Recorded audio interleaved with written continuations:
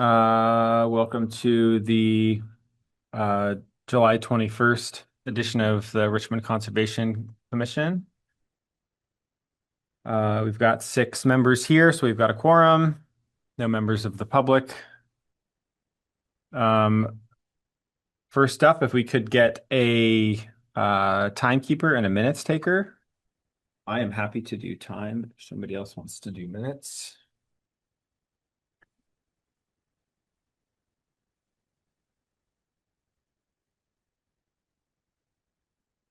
See, we're all jumping.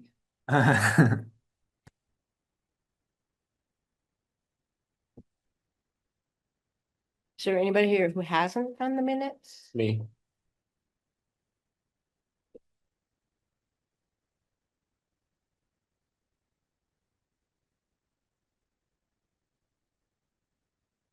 I can also try again. It honestly went pretty well for me last time. Maybe part of that was just because we had one item on the agenda, but I'll give it another shot and see see how I do. Did you use the transcript or like the? I don't really use the transcript now. Okay. I feel like I'm pretty quick at typing, so I feel like the transcript does make some mistakes, and if I'm really not sure what something was said or what was said during a certain part of the meeting, a lot of times I'll just listen to the recording. I'll just go back to that moment. But isn't Josh sending us, because the last Yeah, time I did it, it was already, you know, written out, and then Yep. Yeah, there is the AI transcript which people are welcome to use. Yeah. I just find that if I keep up with the meeting, I just feel better about it. But, you know, if anyone wants to use the transcript, it's there for folks to use. So I Yeah. encourage folks to use it. Yeah, I'm sure there will come a time where I haven't taken good notes and I'll use it to supplement. But for now, I feel like I've been able to keep up just with typing, and that's worked for me. I use a lot of AI at work in software engineering, and they do tend to hallucinate a bit. So I feel Oh, like do they? I do not just, I've been using it. I hope my notes are okay. I mean, I use it's fine, it. folks. Is it Josh or is it? Yeah. Yeah, the town has an What they're auditor's sending, and license. then, yeah. Yeah, and that's I totally read- fine. Yeah. And Trevor, I can show you sometime too, how that works, the whole, Yeah. when the notes are done and what it looks like. I mean, after the meeting, what it looks like. I can 'Cause tell it's that I know what I'm doing, like what I actually need to Yeah, write down yeah, versus what I'm gonna because get. it's actually makes it really easy. Or Trevian, What's that? or maybe Trevian doesn't know. Oh, that yeah, works maybe. either. Yeah, I could show somebody. Yeah, I think I've sent out the transcript a few times. I'll do it again. I can send it to everybody. I can't remember if I've sent it out to all the ACFers or if I've sent it out to everyone on this committee, but I always will get from Josh or from Duncan the transcript. So I can just start forwarding it to everybody Yeah. if You that's a helpful. couple times right after the meeting. Okay, yeah, I usually get the next morning, Mhm. so I'll send it out and folks can look at it if you're Yeah, curious at see what the what that- transcript looks like. Okay, so I guess we'll move on. And next up is approving minutes from June 9th and June 23rd. We'll start with the 9th. Would anyone like to make a motion to approve? I'll make a motion to approve of them. They were Okay. really well done, Sam. I Thank you. second that emotion. and These yes. are for the ones that Melissa did for the 9th. Oh, that was Oh. Melissa. Whoever did them, they were. Yeah, they were yeah, this really is good from notes. the non-ACFC minutes. The second round we'll do is from the meeting we had specifically about the management plan. So I second that amount. Okay, great. Any discussion or adjustments to the June 9th minutes? Okay, well, in that case, all in favor, say aye. Aye. Aye. Great. Okay, so unanimously approved. And then next up, we've got the June 23rd minutes, which look a little different than probably what our normal minutes look like, just because it was a single topic, which is just was to discuss the management plan, the ACF management plan.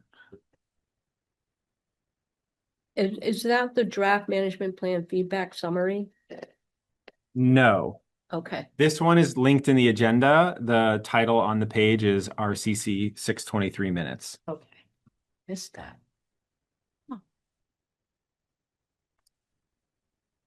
What was the date that that was sent out, Sam?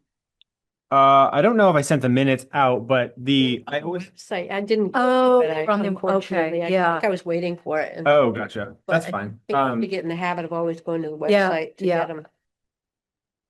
Yeah, I think normally, yeah, I should just email you guys as soon as it's posted.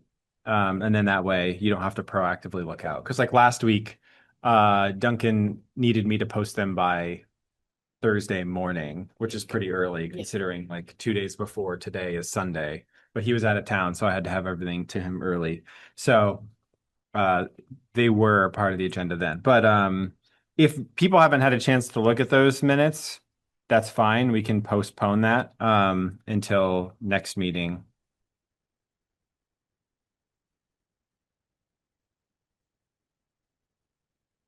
I won't make a motion because I wrote them. So it's a little awkward for me to make a motion. It sounds like we have a couple folks that didn't get a chance to look at I them. did not. But yeah, that's fine. We'll just postpone. Okay. Cool. And then any additions or changes to the agenda?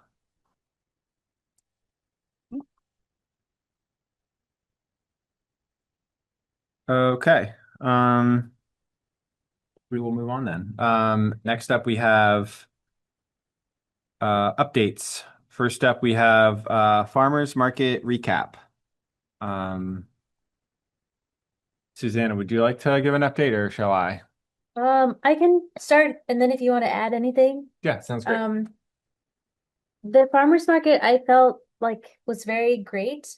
We started off with crazy rain, and Sam brought everything, which was really helpful while I hid under a neighboring pop-up tent. But then as the weather cleared up, a lot of people came and we had like a matching game with photos of invasive species and then, or actually just various species that are on the river trail. And a lot of people like matching games. So they wanted to match the names and then whether they were native or non-native. We had like a whole age range of, I think our youngest kid was like 7 maybe. And then, yeah, to adults. So I think that was the kind of the bulk of the conversation was around that. And then Sam also brought like living examples of invasive species in buckets for people to look at. It was just like a nice kind of connection point with people. I think the one thing that I felt like was missing that I'm trying to think about how we could incorporate this more is like I really want to hear people's ideas about what they're interested in because it's like the CRF is people's money that I want to hear about what projects people care about even if they don't have the time or intention to be on the commission or like personally invest in projects in some way. I would love to hear more about what like Richmond people want. So we didn't get that much into that, but I think that's maybe a direction we could go in the future. And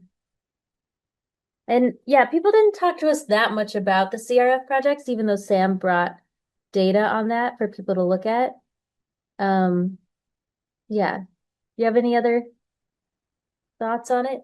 Yeah, I thought it was successful and that it was like a good chance to just outreach to folks and let folks know that, we exist and, that we care about this stuff. People did really like the matching game, which I thought was a great way to draw people in. I feel like contrasting that with a similar topic that we tabled with a couple of years ago, which was invasive species. I felt like we had more traffic and more engagement because people wanted to hang out and, play the game. And then once they're there for a few minutes, then that kind of like breaks the barrier of like, oh yeah, this is like a friendly person who, would like to chat and they're interesting and whatever. So I thought it felt really good. I felt like we were honestly engaged with people a majority of the time, Yeah. even including the moments where there was rain. And so that felt really good. Yeah, Susie, yeah, the matching game and like a comment box. It was a little hard to get people to submit ideas. So maybe that's something we think about in the future. Like, what's a more engaging way that we can try to, like, maybe we need like a poster board or something rather than just like a box that says like, oh, like, let us know like what ideas you have, or like what does conservation mean to you. Having a way to sort of like engage people and get them to be thinking more about like how they'd like to see that money get spent might be helpful, because that's sort of something I think we could always have that be something anytime we table, right? Like we can have a topic. This last time it was, invasive species and native species, but we can always ask people about like, well, what do you think that this money should be used for? And like, how do you feel about conservation in the community? So I think that's something that we can build on for next time. Also, yeah, I don't know if we have like we have access through the town. Thankfully, I was able to procure an easy up from a neighbor, but if that wasn't the case, it would have been impossible because of the rain. Oh, So like, yeah, I don't know if it'll always be available to me. Or, so yeah, that's just something to consider in the future. Is like, I don't know if there's a better way we can make sure that we're set up. And then I do need to touch base with Josh and Duncan again about image assets for that banner that we talked about creating, which I think would also be helpful. In lieu of that, Susanna painted some lovely, like an RCC sign that was like colorful that we like hung from the table, which also helped pull people in. So I had a good time. I feel like what was it, like 2:30 to 6:30 went by in a flash. It didn't feel Yeah. like I thought it was gonna be really long, but it wasn't. yeah, same. I like brought a book and didn't touch anything in my bag, so it was great. So yeah, I thought it was good, and yeah, would look forward to doing it again. So I can't remember what the other date is, but it's, later on in the season. But I think that, we learned a few things, and I think we should keep doing it, at least a couple times a season, because it just helps folks, make people aware that we're here in town and that we want to help and we want to hear from them. And also there were some great opportunities to educate people, especially with like the matching game and like the live specimens, people being like, oh, like I've seen that in my yard or whatever, and trying to like, gently, in some cases, like remind people that like some of the stuff is like very spreadable. So like, there's like a father and a son, where the son was like apparently really loves like smashing his way through Japanese knotweed, which is probably just spreading it. So trying to like have a friendly conversation, but also be like, that's actually part of how it spreads. So, Yeah. Maybe try not Yeah. to do that as He was much. the only one that wrote a suggestion. It's true. And he said it was like, find knotweed, smash it. Yeah, it was. Like, baby. It was very cute though. Yeah. So yeah, I thought it was good, and look forward to the next one. Thanks for doing that, you guys. Yeah, thank you. Yeah, no problem. And then next up, we've got When is the next one? that's a great It's question. October 6th, I think. Let me check. I know that Or- Trevian had mentioned doing something with native plants to perhaps sell them. And it's not a bad time of year to try to get some in the ground. And I know you have a connection to the Intervale Conservation Nursery. Mhm. I'd love to see us have a nicely established relationship with them, with all of our projects going forward. Just because I've spent some time with them doing a field trip with Trevor and a couple of others, and they're just fabulous, and they're doing very similar things that we're doing in similar kinds of natural communities. And I went to a workshop at the Shelburne Farms this spring where they had a table selling all these gorgeous, healthy looking native bushes, shrubs and trees. They're starting to grow some more wildflowers that can be transplanted. Anyways, what are your thoughts, Trevian, about possibly pulling that together? Well, good timing. most likely taking a field trip to the ICN next Tuesday or Monday, excuse me. Yeah, Monday or Tuesday, with the summer St. Mike's Farm students. So I could certainly express our interest. I could speak on our behalf of RCC. Uh, if we had a humble budget of even like $100 worth of like inexpensive small tube stock to either then we give away or we are doing a sale. I remember we did indeed discuss these things, but to my recollection, we didn't necessarily pin down how those things would go. That would be some ongoing research we could do. Um, but yeah, totally open to it. And depending on the October date, be happy to go and sort of talk about planting, and maybe we could even do a activity where we plant a few in that buffer. Like, hey, come on by at 5 for a planting, bring your kids, and we just keep telling people that for those bit of time that they're there. That'd be cool. I think John Carr would be totally amenable to us adding some more plants in there. So yeah, totally open to working that out. That sounds great. If you want to talk to the folks there, what we might want to do is maybe for our meeting next month, we could maybe have a CRF app for like a small fund for the trees, so that we could talk about it as a group and then pass that on to the select board so that we could be funded, to be able to basically spend that money by October or in September or whenever. The timing's pretty good. If we have an app next month, so that's like second Tuesday of next or not, yeah, of next month, then I think by the end of August, hopefully the select board would consider it. And if that's passed, then we would have access to that money and or could, spend the money and then get reimbursed. And we could talk about it more next meeting. But yeah, I have a few thoughts on I guess, I guess we could talk about budget. We could also talk about like, are we giving this stuff away or are we going to charge like a really small fee? I think we had talked about both. I think that, yeah, there's a few things. And I also have some context from Josh on like, can we sell stuff and like, can we like take money in to offset or supplement the CRF? So we could kind of lump that into our discussion next meeting and then come up with a plan and basically, vote on an application, which then we could put to the select board. So I think that's a really good move and perfect timing for October if we want to be funded for Could I add a one farmer's quick market. thing? Yeah. Which is, I think it's a great promotional opportunity for them.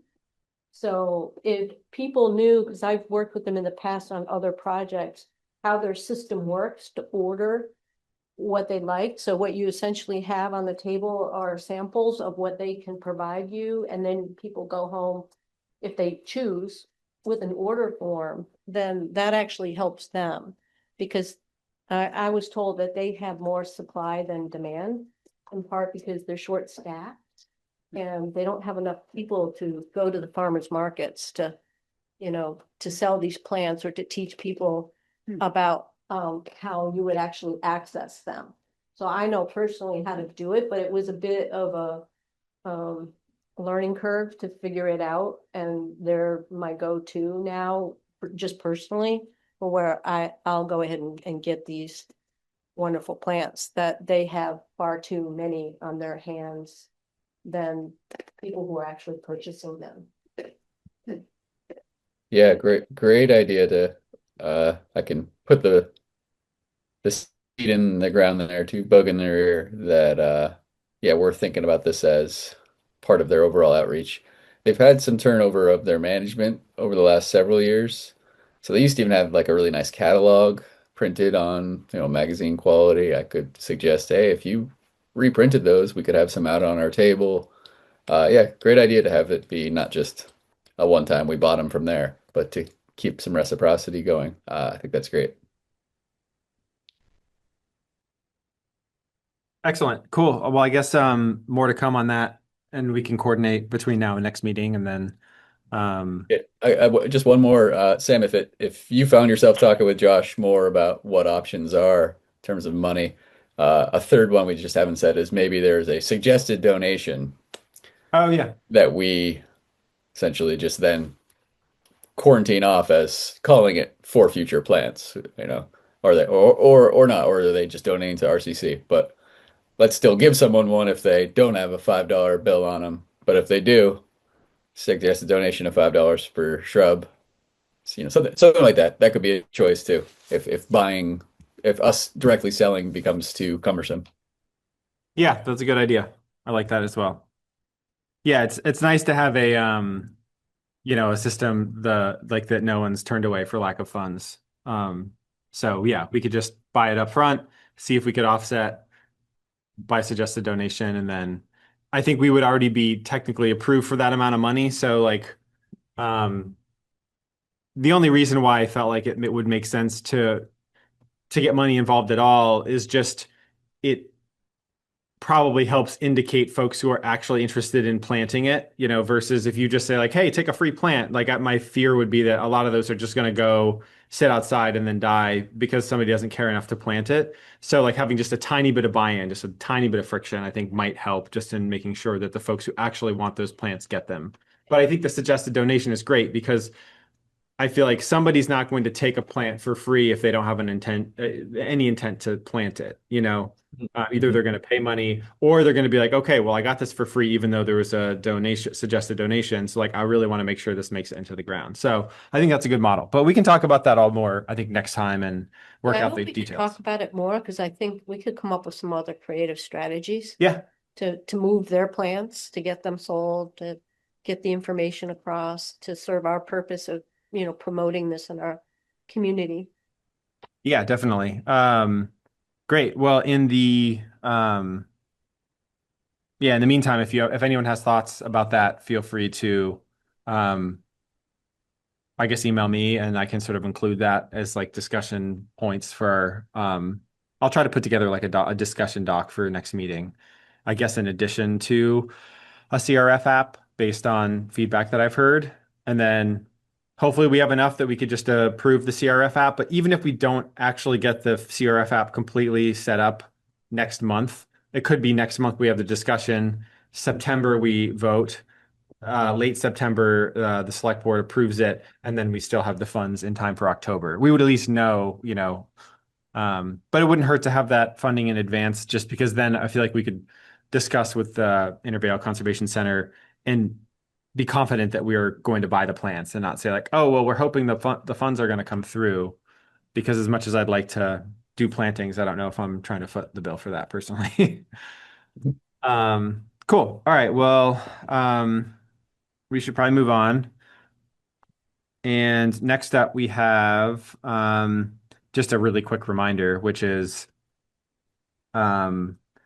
they're assuming I can get like all my ducks in a row. The plan is to do a workday at the Andrews Community Forest this Saturday from about 9 to 11, specifically to target multiflora rose, because there's a lot of it, especially down by the parking lot. So the plan was to just start doing something, because I feel like that plot has just kind of sat neglected, at least in terms of invasive species go, and it's only going to continue to spread. So if anyone has any thoughts on multiflora rose or wants to attend, I can remind folks via email, but that's the plan, is to have some sort of group of folks get together. I was out the last couple of weeks, so I've had a hard time sort of getting things organized. So it might be just like a really light on details, get together where we just do something, and then, maybe we'll learn a bit and know how to do a better job next time. Can we get a trimmer with a blade?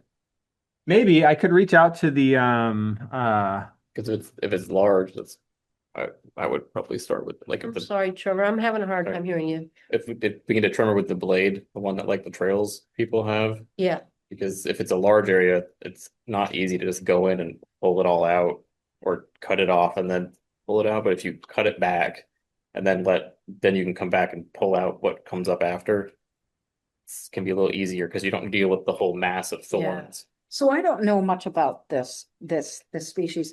How is it supposed to be cut or done? you can cut it consistently throughout the season. You can also do, stump cut, which we're not going to there's no plan for us to use herbicides right now. You can pull it out of the ground. You can pull the whole Okay. thing out of the ground. Yeah. Okay. So I guess we'll I usually cut it off and then pull the pull the root out root out of the after. ground That makes sense. because it's thorny because Yeah. it's Yeah. a rose, so I Yeah. don't really want to be in there We're like learning with a grabbing lot it. of them. It's just cut them at the top and then get the. Yeah, and this is one where like it's not. You try to get the root out, like it could come back, but it's not like some of the other ones where like you leave any remnant of root at all, and it's gonna be worse than ever. Right. This you can get out what you can, and then it's gonna be better than it was, and it will. You can just go at it again Mhm. because I did it at my house this spring, and it's just way less than there was, but it's nowhere near like as big as that is, but it's fairly easy to deal with. I wonder if, not saying do it now, but anybody's tried to burn the root, dig around it and then burn the root with They're a, not big that cord. deep. I you're mean, not. that would probably take a while. It's hard to burn Okay. roots, just generally. Um, Huh. you can just they're fairly easy out of the ground. They're not that Oh, hard. okay, Like they're easier than barberry. okay. So they're not that thick then. No, yeah, Okay. I just don't know them. Know it's that not. They're not The that thorns are bad. Really nasty. Yeah, I'm sure they Have are, them worse. yeah, Once I figured out what they were, and I was pretty happy I get rid of them yeah. because I kept getting stuck with them whenever I'd mow the lawn Mhm. and get thorns in me because they'd break off in your skin. Yeah.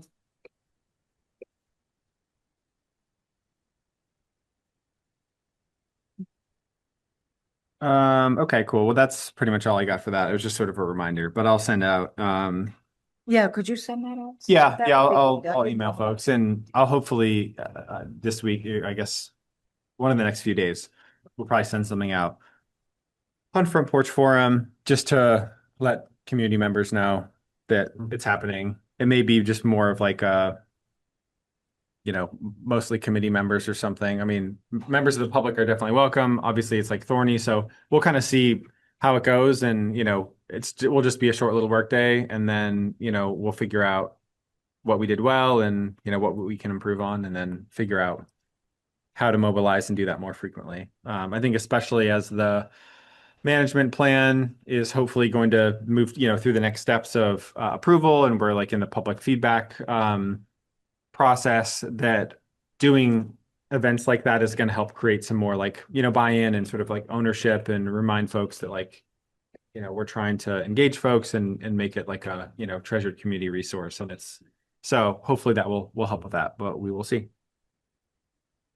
And speaking of the management plan, next up we have reviewing the feedback meeting. Oh, sorry. First, so basically, management plan feedback in general. First up, thanks to anyone and everyone who attended the public feedback meeting a couple weeks ago, or I guess it was about 3 weeks ago at this point. The select board had a public feedback meeting for the management plan. We heard from a lot of folks, some folks from this committee, members of the public, and in different capacities, members from I don't know if anyone from the Trails Committee spoke, or at least I don't think they identified themselves from the Trails Committee, but we heard from folks on Richmond Mountain Trails. And so, yeah, we got a lot of feedback. It felt pretty,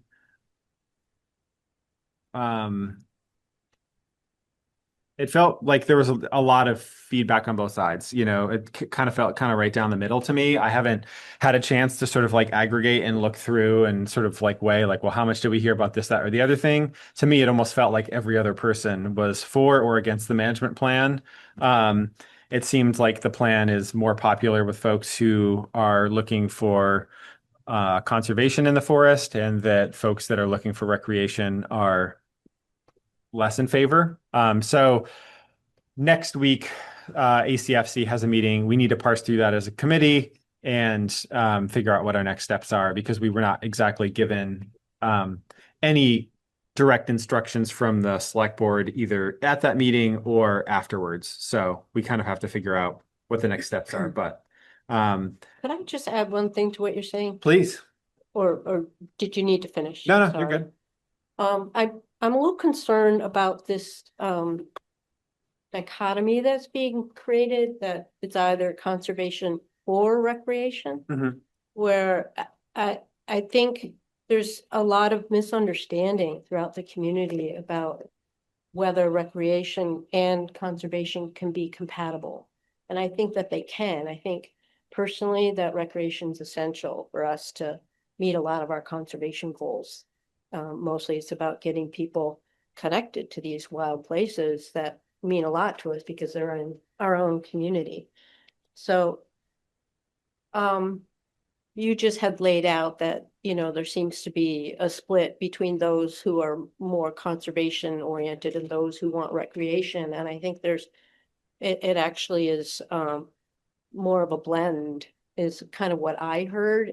Like I'm hearing from a lot of people that they think that we can accomplish both in Mhm. the forest, that we can provide meaningful recreation and do a good job, stewarding the forest, taking good care of it. Yeah, I feel like that is the way that the ACFC feels about it. That we, tried to do our best job in balancing that. And we definitely did hear a lot of support for that model. And people that felt like the plan does accurately reflect that. Do you feel like there is this some sort of a misperception almost among some people in that they're hearing this message that it's one or the other, and if it's conservation, then it means we're barring access to the forest? Yeah, I mean, I think that's been kind of um for as long as I've been tracking stuff with ACF, I feel like that has been a narrative that has existed. I don't think it's new. And I think that But is that the reality? um I don't think so personally, but also I feel like it depends on, what your goals are, for, recreation or conservation. And like clearly what I was hearing at the meeting is that despite the committee presenting what we felt like was a fair compromise, there were a lot of folks that didn't feel like that was the case. And I feel like it, you know, the responsible thing for the committee to do is take all the feedback, both for those, that were in support of it and those that were not in favor, and to figure out if there's a path forward. Because I got the feeling that the select board is not ready to approve the plan as it stands because it seems like there's still too much um,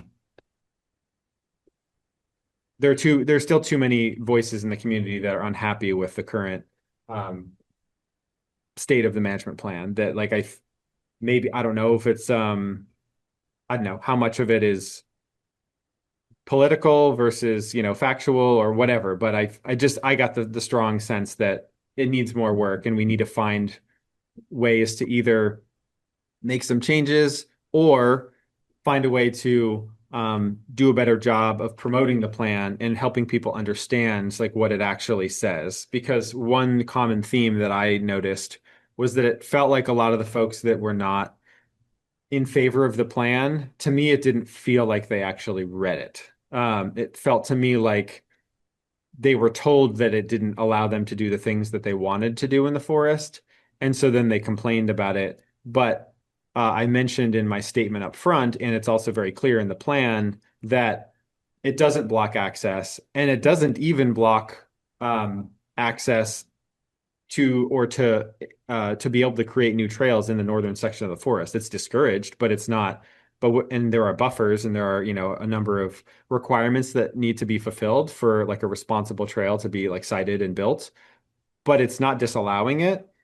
And but that's not what was really, seemed to be a lot of folks' perception of how the plan was written. And so to me, that was a little discouraging because it felt like there were a lot of folks that, were critical of the plan, even though I don't feel like all that criticism was necessarily warranted. But it was also a feedback session, and it was not a um, public hearing or like a defense of the plan. And so there wasn't really much back and forth. It was mostly one person after another stating how they felt about the plan. There was a little bit, like here and there, a few people responded to things here and there, but so much was said at the meeting that I never had any intention to address, every comment, because we could have been there for, 5 hours just going over every last comment and whether or not it was factually correct and whatnot. So the next step is to take all the feedback and respond to it. We'll probably respond in some form of like writing, where we're going to sort of combine a lot of the feedback and like answer questions based on themes that we heard. And then we also need to decide what our next steps are. Well, the next day I talked to a youngish person who had just dialed in for the first time. She listened to the whole thing thoroughly. She's been quite athletic over the years, using all of the trails. And she said that one suggestion she wanted me to pass on is that she felt that a map showing a lot of what the management plan illustrates would be really helpful for the wider, broader community that hasn't really taken the time to read the management plan or even the frequently asked questions and answers. And to, just be able to illustrate it in a way that someone in one, quick take could get a more accurate understanding of where trails would be allowed and where they would connect to other trail systems and where there would be allowed, access to the northern part of the forest on lightly maintained trails or old logging roads, and what kinds of activities, would be allowed in the forest, including walking dogs on leashes in some areas. But just something visual and along with like a concise Q&A to share on the Front Porch Forum or in the Times Inc. to just more broadly educate the community about, where we are, but also keeping in mind that most people aren't going to take the time to read this document, even though you've boiled it down to 37 pages or something like that from 100 pages. And I just thought that was a great suggestion. I wanted to pass that on. Okay. Yeah, I'd be interested to hear more. Yeah, maybe we just have to publish some of the maps that are already in the management plan for people to look at outside of the plan. But it sounds like the map you're talking about already Like a exists. story map, so it has the natural communities. It shows where the trails, the existing ones are, the ones that can be improved and expanded, shows where they connect to the other trail systems, to the BYCC and to Maplewind. So you can see that there are some connectors already. You can see where the logging roads are, where people could do things like hunt or, snowshoe or cross-country ski in the wintertime in the northern part of the forest. Yep. Yeah, that's an interesting idea. So you're saying take basically the maps that already exist and just add some like labels or like pictures to it or something? Exactly. She said even have a little fun with it, like show the kinds of activities that can be done in the forest. Gotcha. Yeah. They're like through the plan. They're not all together, right? Like the different maps. Correct. So maybe pull them out. Yeah. They're all like doing like that, where you have like how all She just told me about this together. interactive map through Canva, where you can click on things and it can, like with one map, show you all of these features. But I have a hard time when I'm like, oh, I'm trying to find a map, and then I got to pull the whole document up and then like find it in there, and because they're not all in one spot. Right. But I think if you maybe just pulled out the ones that people are looking for, Right. like those. Yeah.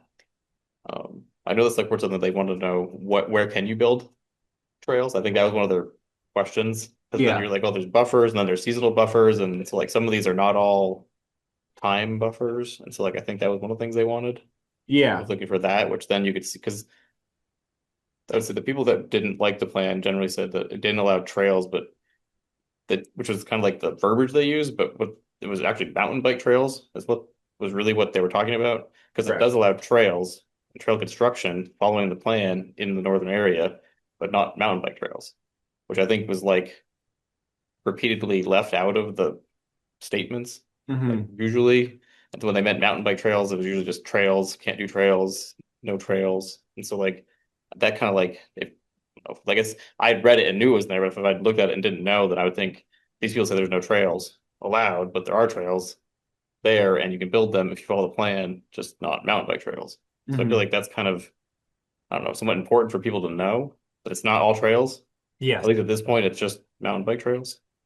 I think some of the problem is, I think the public hears trails and they're only hearing trails. They're not understanding the difference between trails and mountain bike trails. I Mhm. really don't think it's been Yeah. clear all the way through from way back that a mountain bike trail is going to be very different than regular trails. And I think that that's, been where we've been at for a long, dealing with the two sides for a long time. Mhm.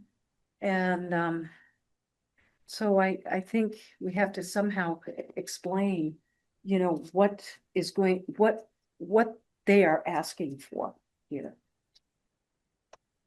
And I, I think we've got to be able to put that out clearly to the public and to even the select board.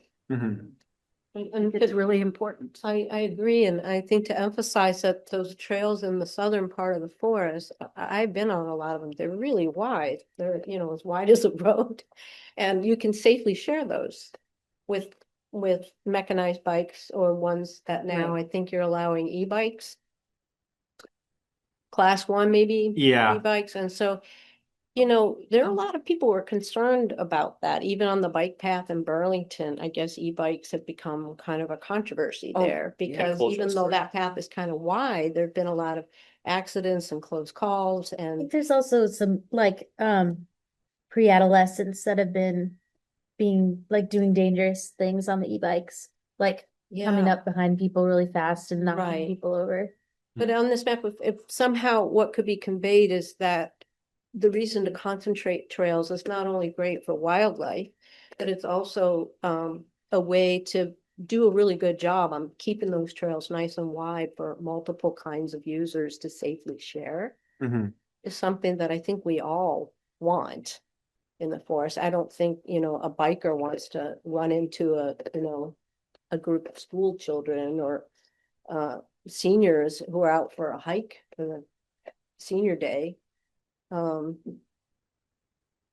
I don't know how that message can get through, but I think it's a reality, given my feet on the ground there over the past 5 years, is that a lot of those trails are wide enough that I'd feel comfortable, on a bike sharing with a hiker or being the hiker and seeing a biker coming along.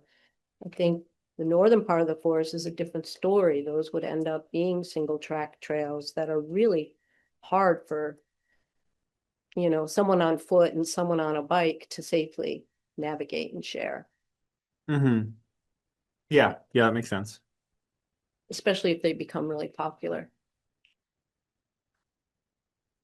You guys, and I just wanted to say one thing, just for the record, for other people to know that make sure that we know, everybody knows that the ACF voted unanimously on this management plan. And I hope that's really clear to the other side. I don't know what, I just wanted it for the record. Yeah, which I did mention in my opening statement at the feedback meeting, is that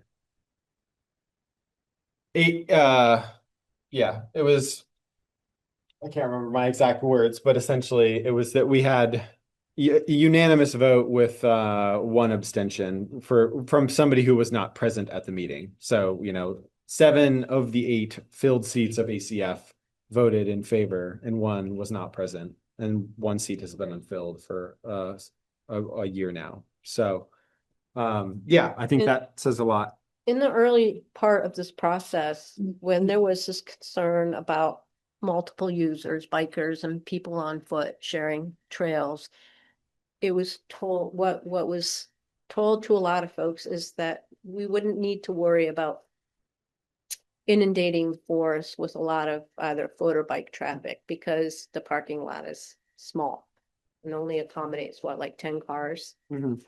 and a bus. But is everyone aware that now there's been expanded parking? There's like 50 some spots, I think, at Maple Wind, and maybe that many at the VYCC. Well, I don't think VYCC is letting people park there. Are you But sure about that after I am. hours?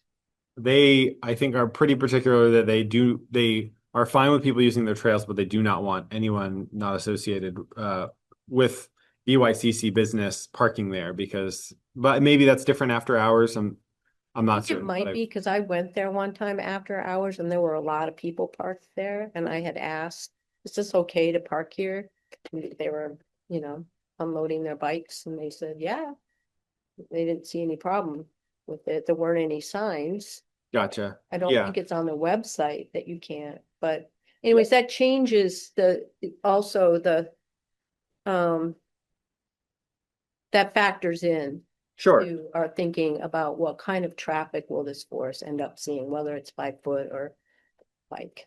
Well, Yeah. John Cart brought up the like tracking, like getting data of like how are things going, which I think is important. Like, Mhm. is this working? Are we getting the goals? Like, are the goal like, which I think is important because depending on what's done and who uses it and how much, like, it might not be the goal. Like maybe they could make things less restrictive or more restrictive depending on what the actual use ends up being, since that's the major factor in like wildlife disruption is the amount of people running through or going through the areas, not necessarily always how they're doing it. But Mhm. if it's, I think so that's, I mean, knowing also, I mean, it should be revised periodically also. So I think looking at it and getting the data and then like reviewing that, it should be an important thing that's also conveyed to people that this isn't like a forever, we are going to review it. That's like, we're not just going to leave it and drop it and we're done. This is it for changing it in any direction, depending on what things show, what the data shows and things Is there change. such a thing as a traffic study for a recreational trail? Is that kind of what you're talking about? It's like, how mean, would just- we?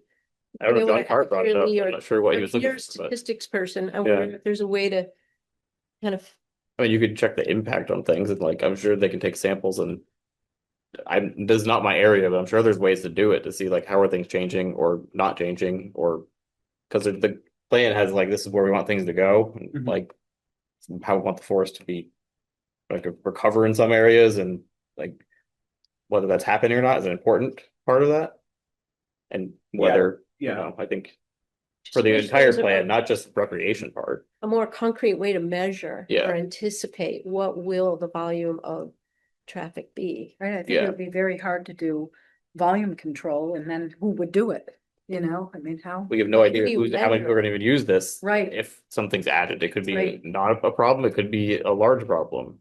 And so like, like a limit to the people on the trails at a time. Like that's not like, I don't know, like not at that point at all, but like it might be something that, or maybe there's no issues at all because no one's going to use it.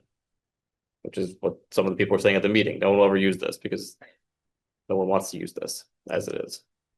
I mean, you can limit the amount of cars, maybe, I Mm-hmm. don't know, but in a part, by making a parking lot, you know, small and, but, you're gonna get like 3 to 4 bikes to a truck, It's Most of that, I think, was about- the connectivity to the other trails where people are like, if you connect it here, then you're gonna, lots of people are gonna come through, which I don't know how many people is too many.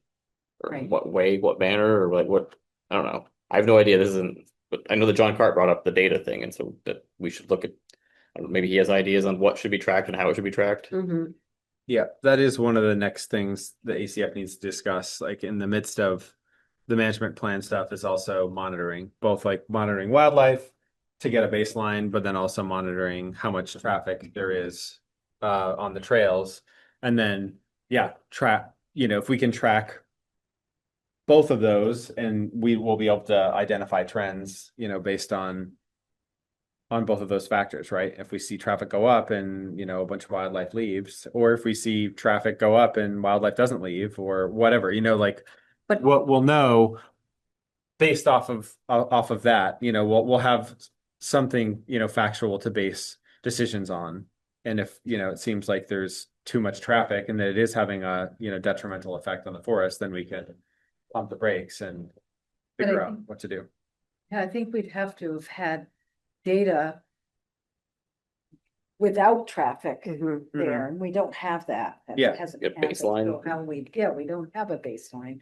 So I don't know how that, how we. Should get the baseline now. Yes, exactly. And wouldn't before- that Right, take yeah. time and Yeah. time that people don't couple really years, want to probably. afford? this committee much longer because, you know, we've been all hearing loud and clear and, you know, let's move on. Let's get started with something. Mhm.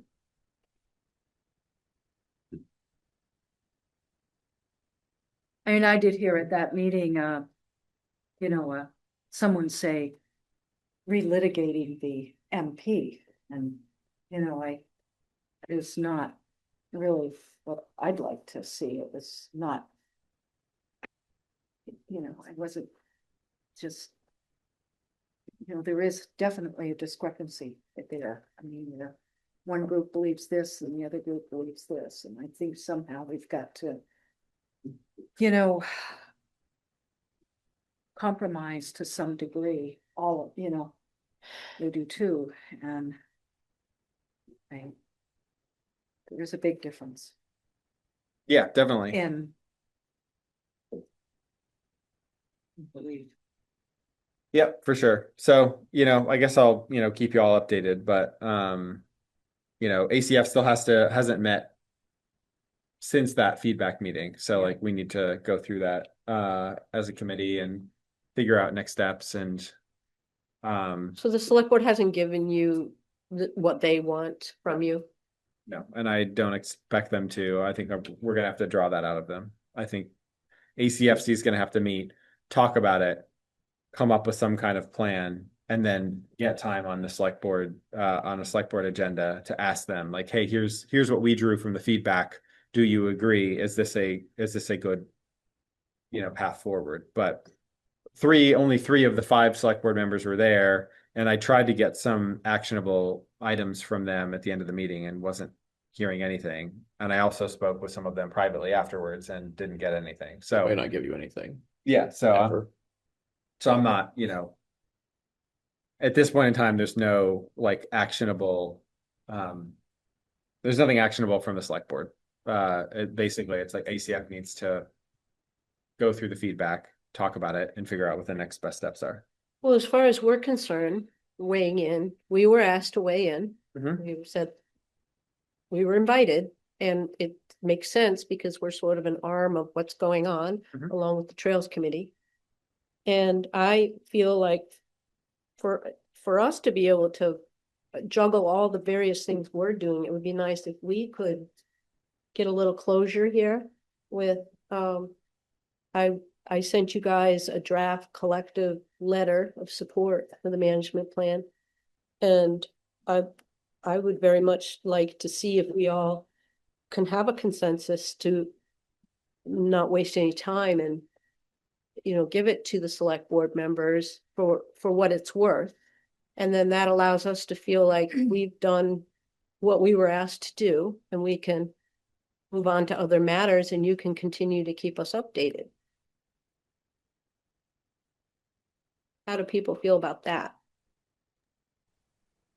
I would like that. I think we spend time talking about it in circles sometimes. Yeah. And that it doesn't feel like it's moving the process forward beyond like what we've already given our feedback on.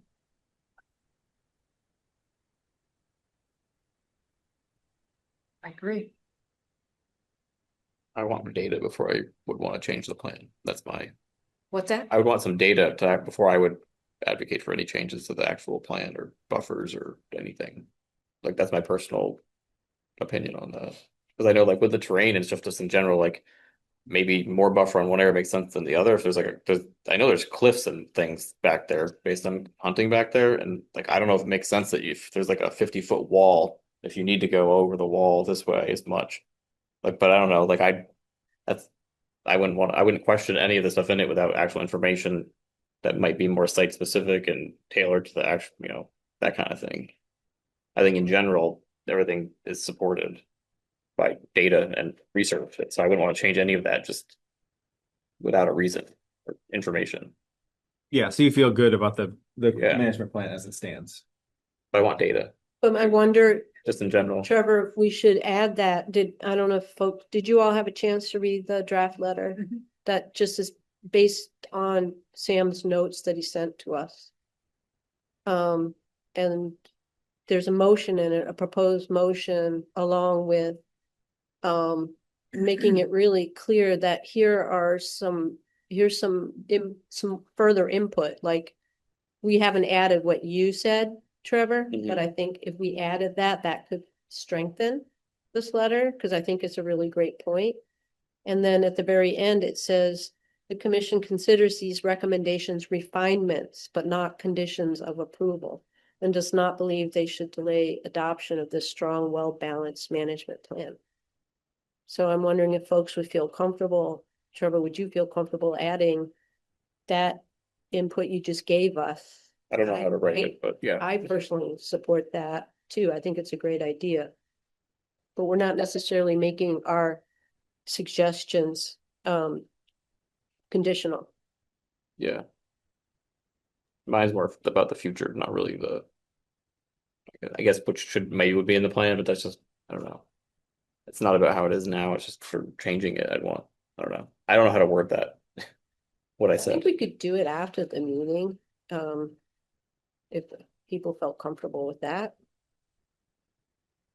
In Like maybe Trevor, you could take some time to, figure out how you'd want to word that, because I think you gave us the gist of it. And if other people are comfortable with what Trevor is saying, which is this is valuable, I see it as valuable feedback to give to the ACFC. That data, collecting data, getting that into the mix is something that we want to see built into the plan. I'd also be okay with leaving this as and telling Sam that right now.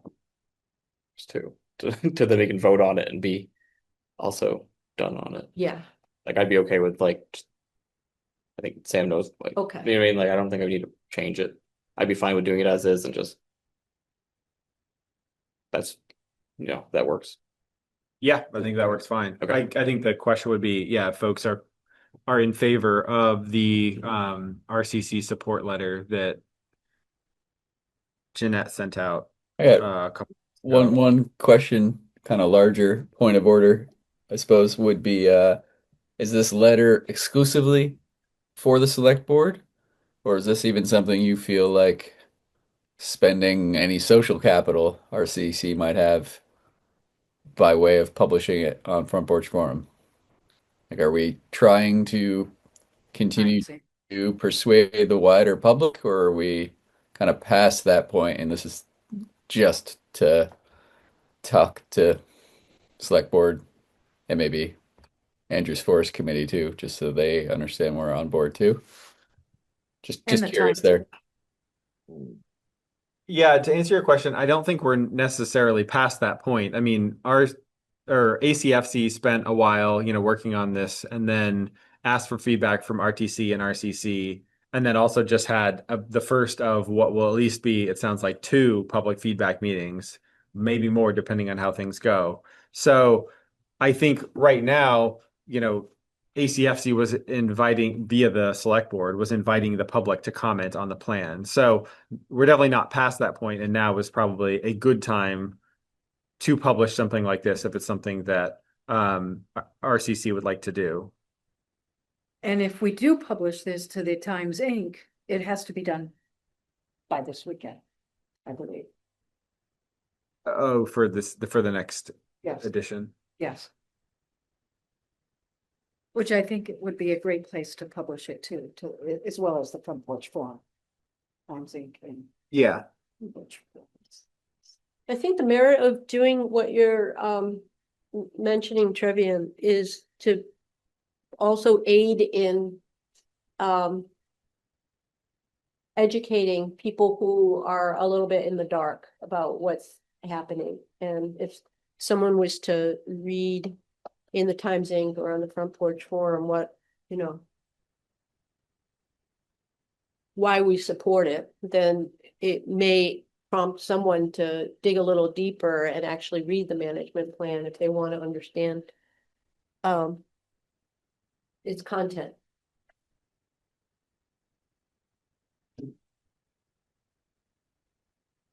So do we want to vote to approve this letter and have it sent to the select board, and also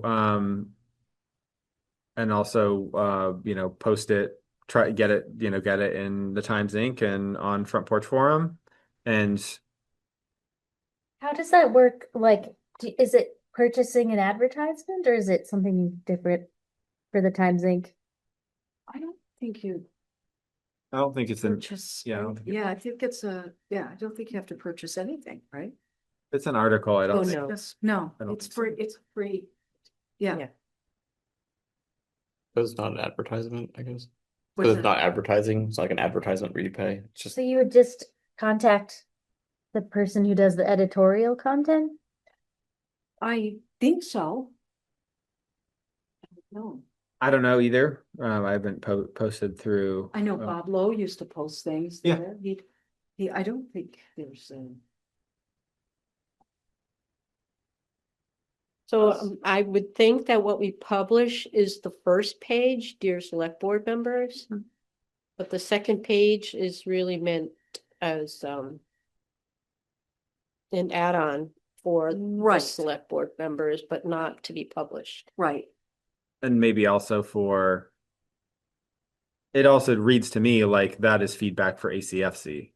Like not Yes. just the select board, but like all the recommended refinements. That's what I This- meant, yeah. Yeah, because I had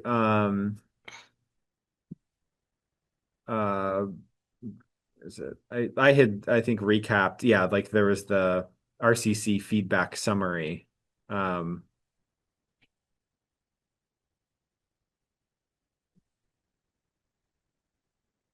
And so, but yeah, this is like just a probably a better way of stating like some of those same concerns. So I think one of those two should get sent to ACFC. I'm cool with the one that Jeanette wrote up. So Yep. yeah. So the plan would be um uh So Yeah, do we basically- need to make a motion, Sam? yeah, I think we would make a motion. Yeah, I mean, there is a proposed motion in the document that you sent that I think would be good. I don't know if we need two motions. I think essentially, we can basically, move to recommend approval of the plan with the, suggested additions.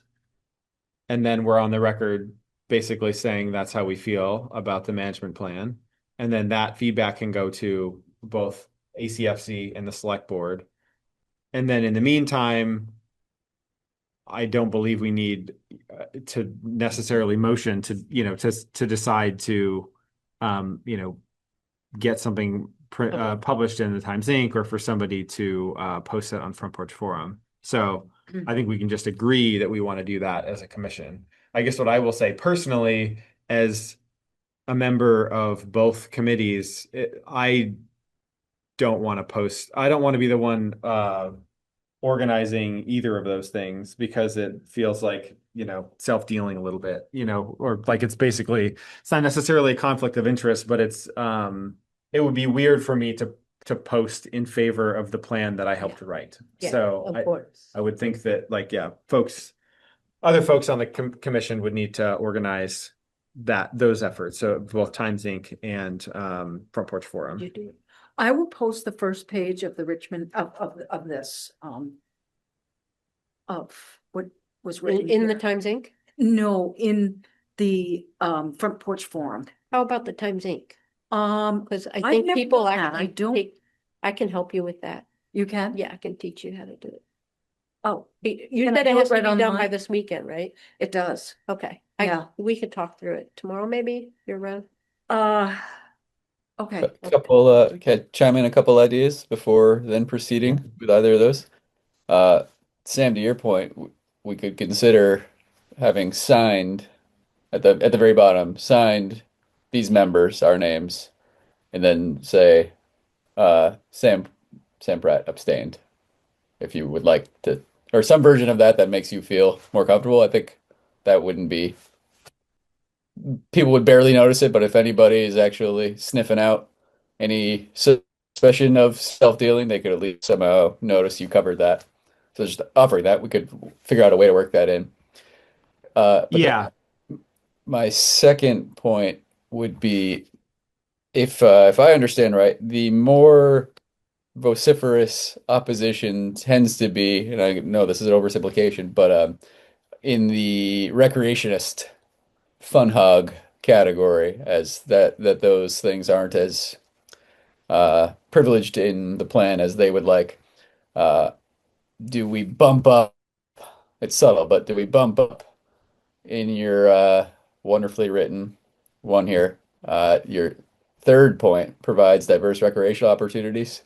Do we have that read second? I think honors the conservation purposes for which the property was acquired is so well said too, of just like, come on, that's always got to be primary. But to have recreation be second, is that just a little bit of us privileging or not privileging, but like acknowledging that that's in here. We notice it's in there. We agree it's important. Uh, yeah, that's I'm thinking kind of just more the plan of the politics there. How much we give just that little bit of lip service to it, and maybe it helps a little. It's totally subtle. Maybe the order is fine, but just want to flag that of just the general tenor too of that the Conservation Commission itself is also not biased against recreation. We aren't only coming at this from caring more about animals than people or any of those charges. So don't have to go long on that, but that could be something to consider if there was more edits here. I also not asking for edits. I think it could go out as is. Yeah, I think that's a good suggestion. As far as like signing it ERCC minus Sam or however we want to word that, it's not that big a deal. It's definitely not a conflict of interest. Like I am the representative of RCC to ACFC. That's built into the way that the committee is designed, and that was the mechanism that the select board seemed to want in place, or at least the steering committee had put in place. So I'm not too worried about it. I just don't want to be the one publishing any of the stuff because to me it just feels weird for me to do it on my own behalf.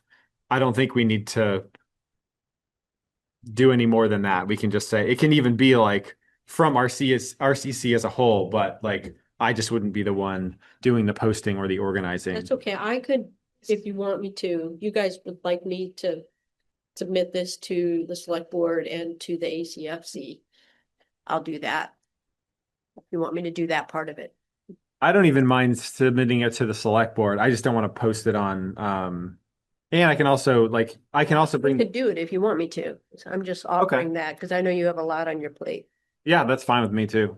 Yeah, I'd be happy for you to And do then that. how do we sign everyone's name onto it? I think you can just say like the way it is now. I The think way it it's is now, like, it's okay? Would it be Richmond Conservation Commissioners? Or, Well, what do you think? Wait, I'm just saying, I could do that. And you want me to type out all of our names? It's, I don't care. You could, yeah, I'm good with that. I don't know. I feel like we could just take a quick motion on whether or not we approve this letter, and then like if it passes, then that does reflect the will of RCC as a whole. So we don't. Okay. If people prefer to write their names out, that's fine.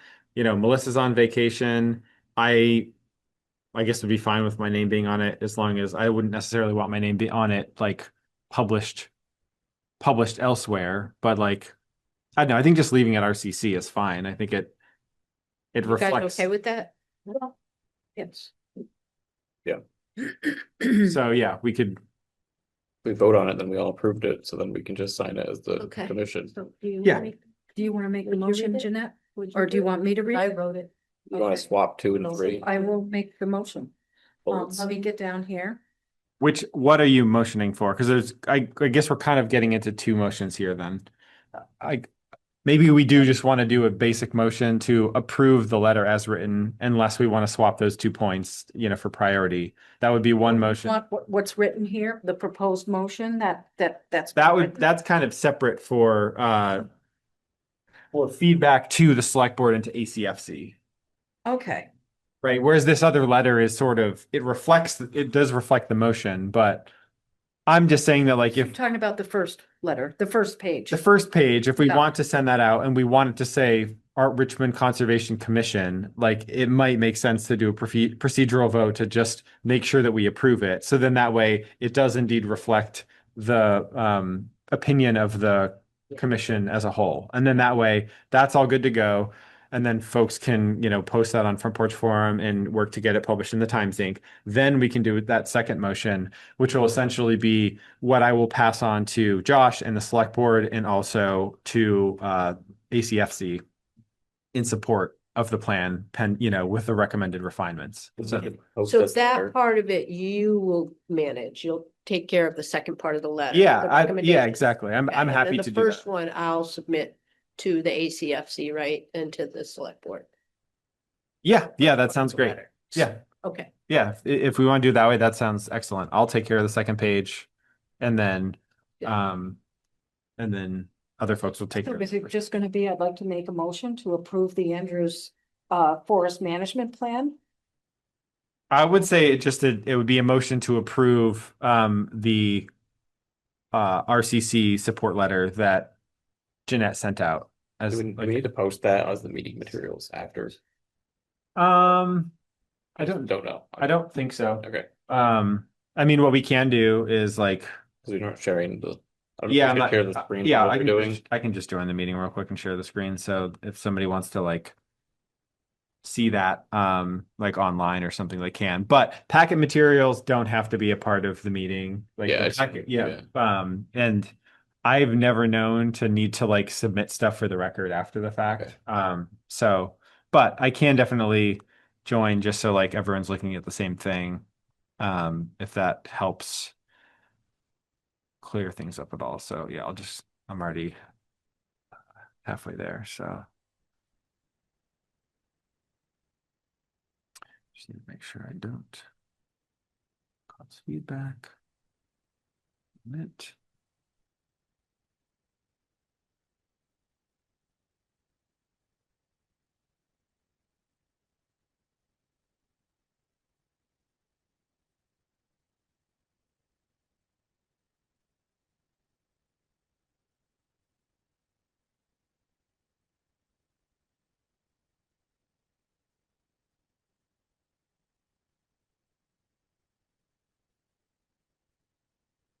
Find where is the meeting? It is.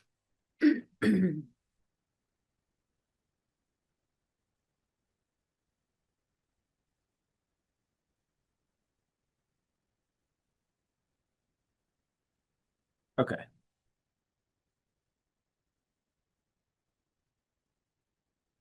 So here it is for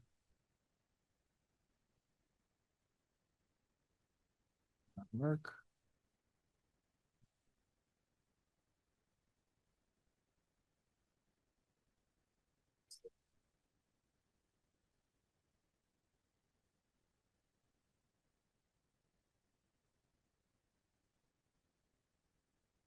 Oh yeah, my computer is just slow. So this is the letter, which I will, I guess, slowly scroll through that we're talking about. So essentially the motion would be for RCC to approve this letter for distribution, I guess, to the select board, ACFC, and then also on Front Porch Forum and the Times Inc. Oh boy, I guess it booted me. Sorry. This So we have to you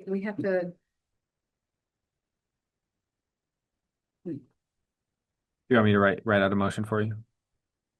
yeah, I'll probably forget. I mean, if we're doing it for all three of the, yeah. Sure. Yeah, give me 1 sec.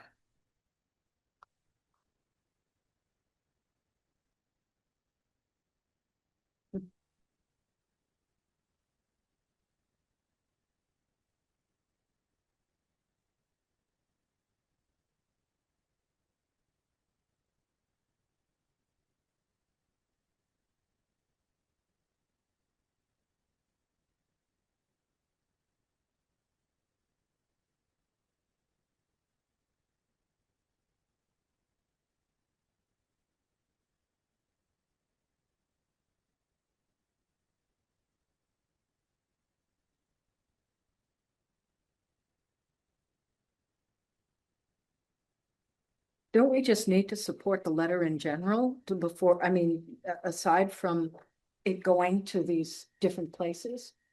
Yeah, that's fine. We could just do that, which is to motion that the Richmond Conservation Commission circulate the letter of support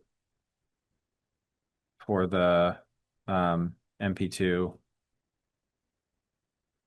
I don't know if we need to clarify that it was written by Jeanette, but we can include that in the motion or not. I guess that depends on how you feel, Jeanette. What do you want, Jen? Do you want your name in there? The letter written by, Oh, letter by yeah, Jeanette? yeah.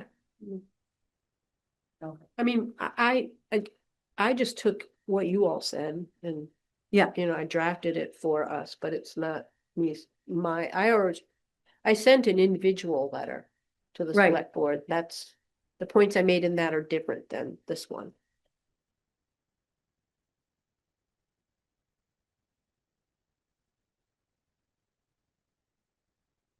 Okay. Then if someone wants to motion that the Richmond Conservation Commission circulate the letter of support for the MP2 written by Jeanette. I've got to have it written out.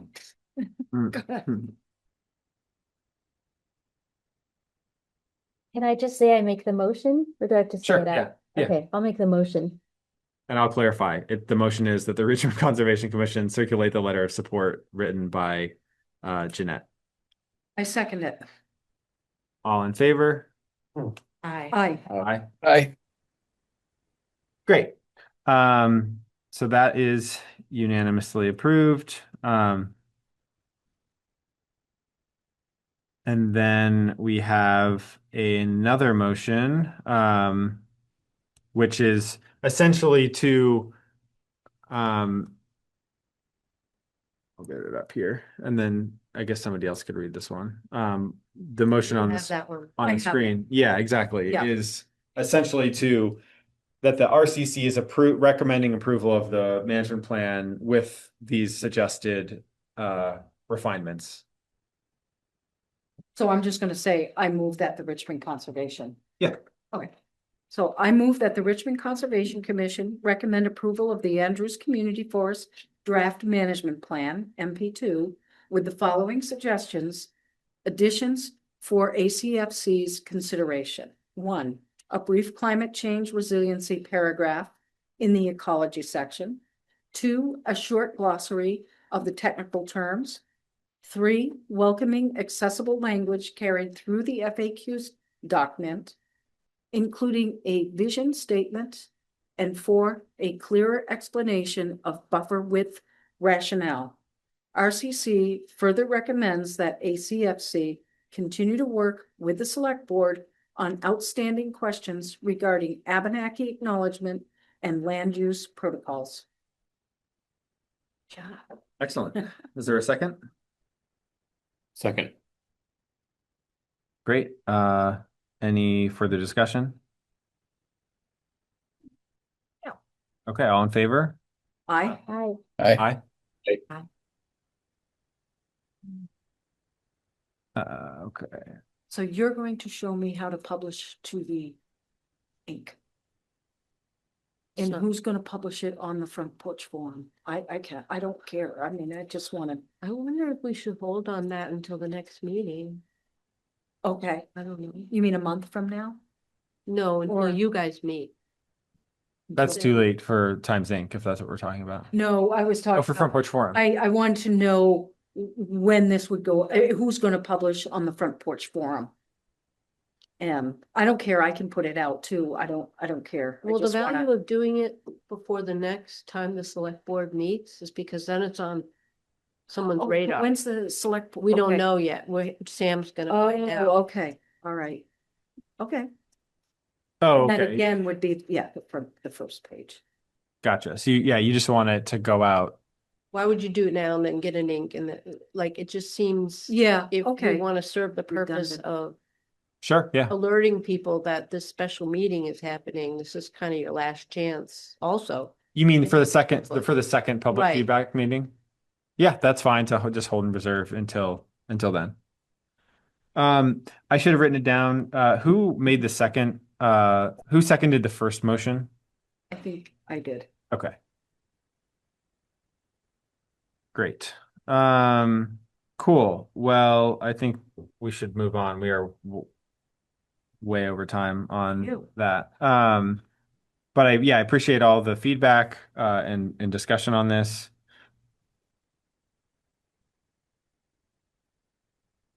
But we should move on.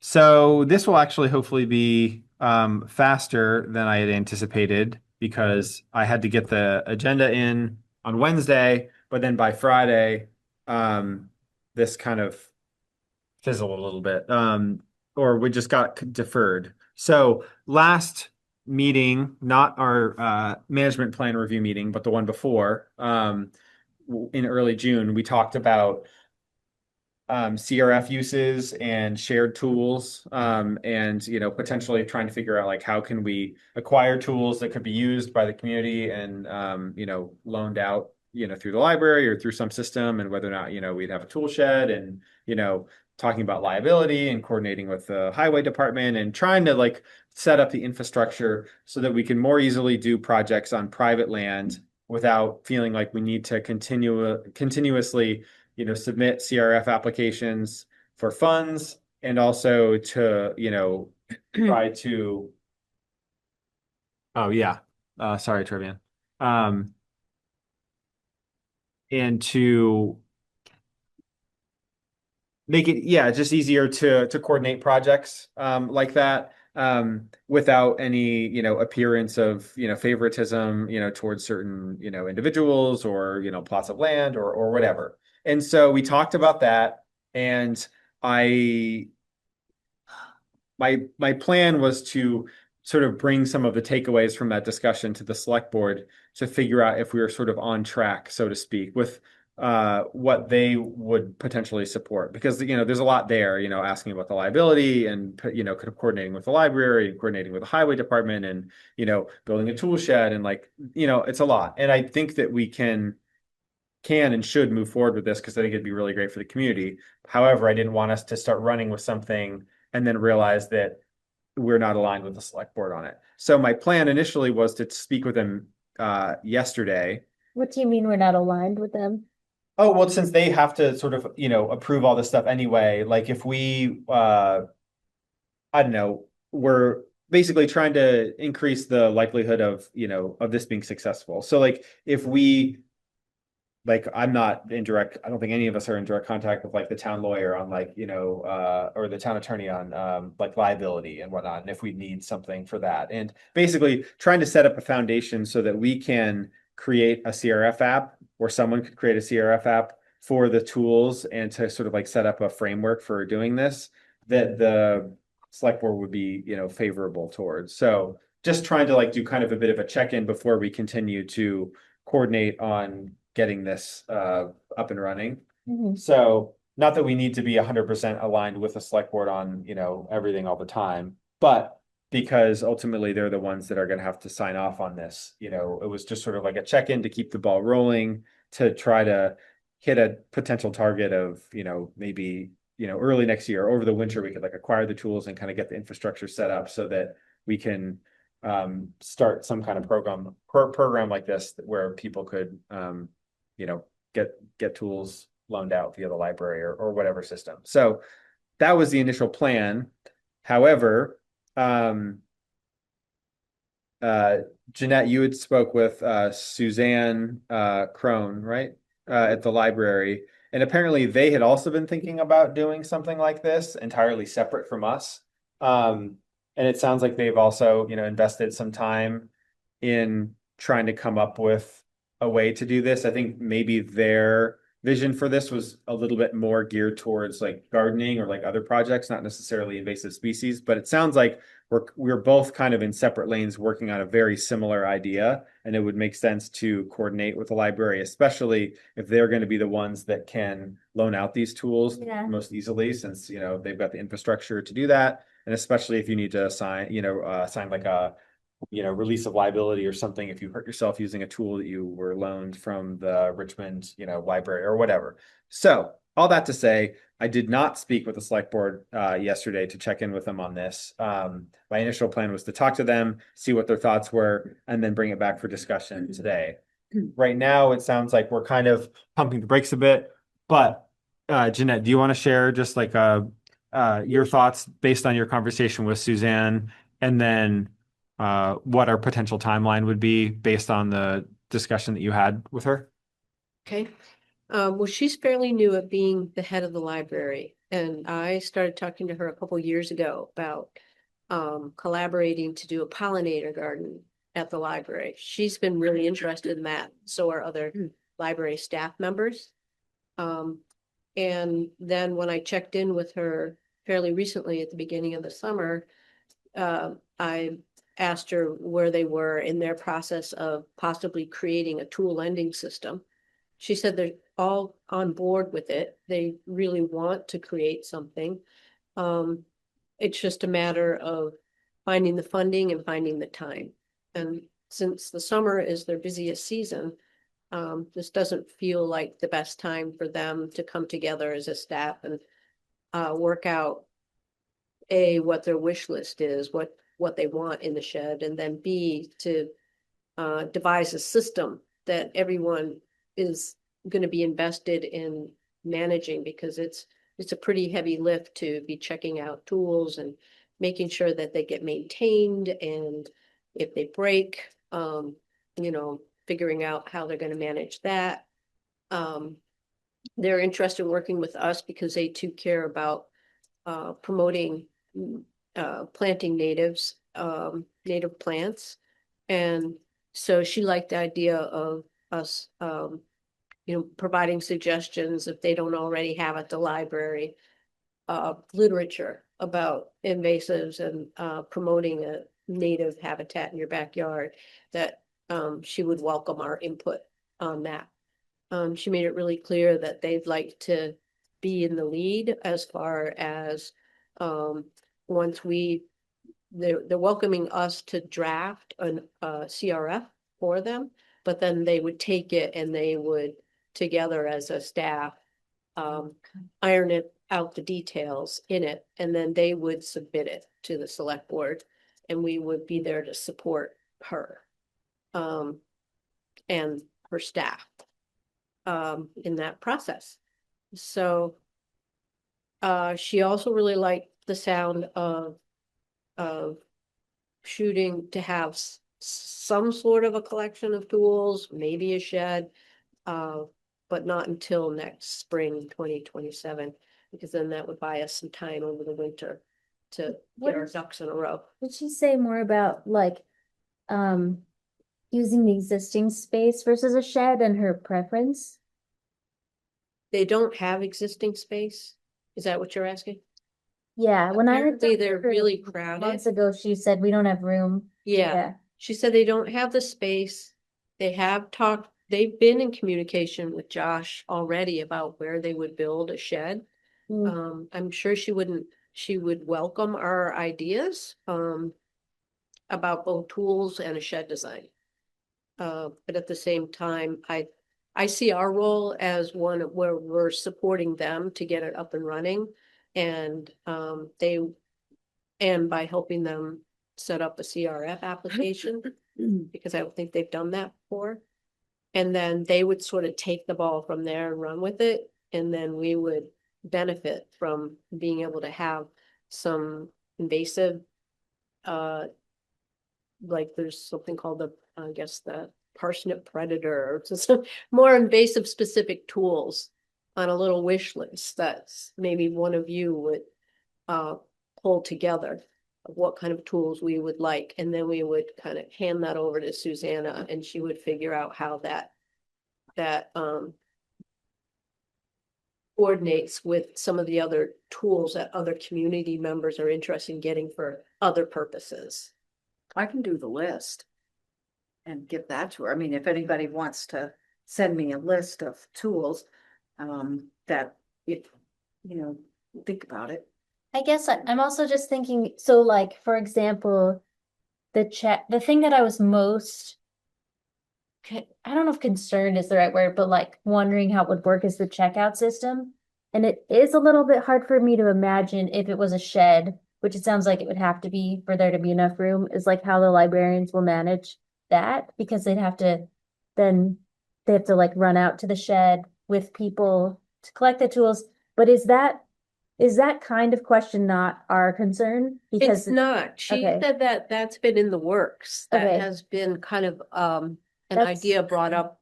Okay, so we don't have to worry about helping them with that part of the process. One idea also I have in terms of the tools is somebody who works at either Resource or Restore just told me that they have tons of tools and tarps and things like that for really affordable. So if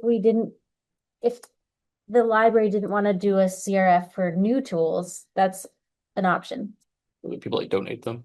Yeah, Are, but you still have to buy them, right? At Resource? right, yeah, but they'd they're be just so like, much cheaper. yeah, you know, those huge tarps are so expensive new, and I think they're like $5 at Right. Resource. So, But that's the kind of information that I think the way she's envisioning the process, we would share with her. We okay, would sit down with her, we'd say, here's a wish list, and by the way, this is what we've learned, and here's the contact, and what would you like us to do? So in other words, we're assisting the library in doing all of this and letting them take the lead. okay, And as far as sheds, I just bought one. I bought two now from the Amish. And you can't get someone to build one for the price you get through the Amish.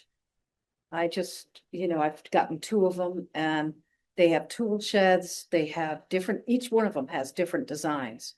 Some will make them with wood, some will make them with that special, like a vinyl or whatever it is, some sort of plastic wood. I'm not sure what it is, but Recycled. yeah, so it would depend. I mean, I think, when the more plastic type would last longer, but than the wood, but I've been getting wooden sheds from them so and they deliver. so do we need to have, like, at the next meeting or a future meeting, talk more about, is one of us going to be the point person with Suzanne, or, like, how do we want to streamline it? I'm happy to be that liaison because I have been working on it for 2 years, just nurturing a relationship and talking about ways that we can interface and collaborate, much like Huntington does a really good job. Their Conservation Commission works quite a bit with their library.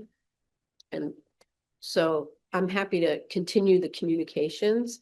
So I would hear from her like I just did and shared with you all, what she's saying. Mhm. And then I'd gather your input and bring it back to her and kind of go back and forth that way.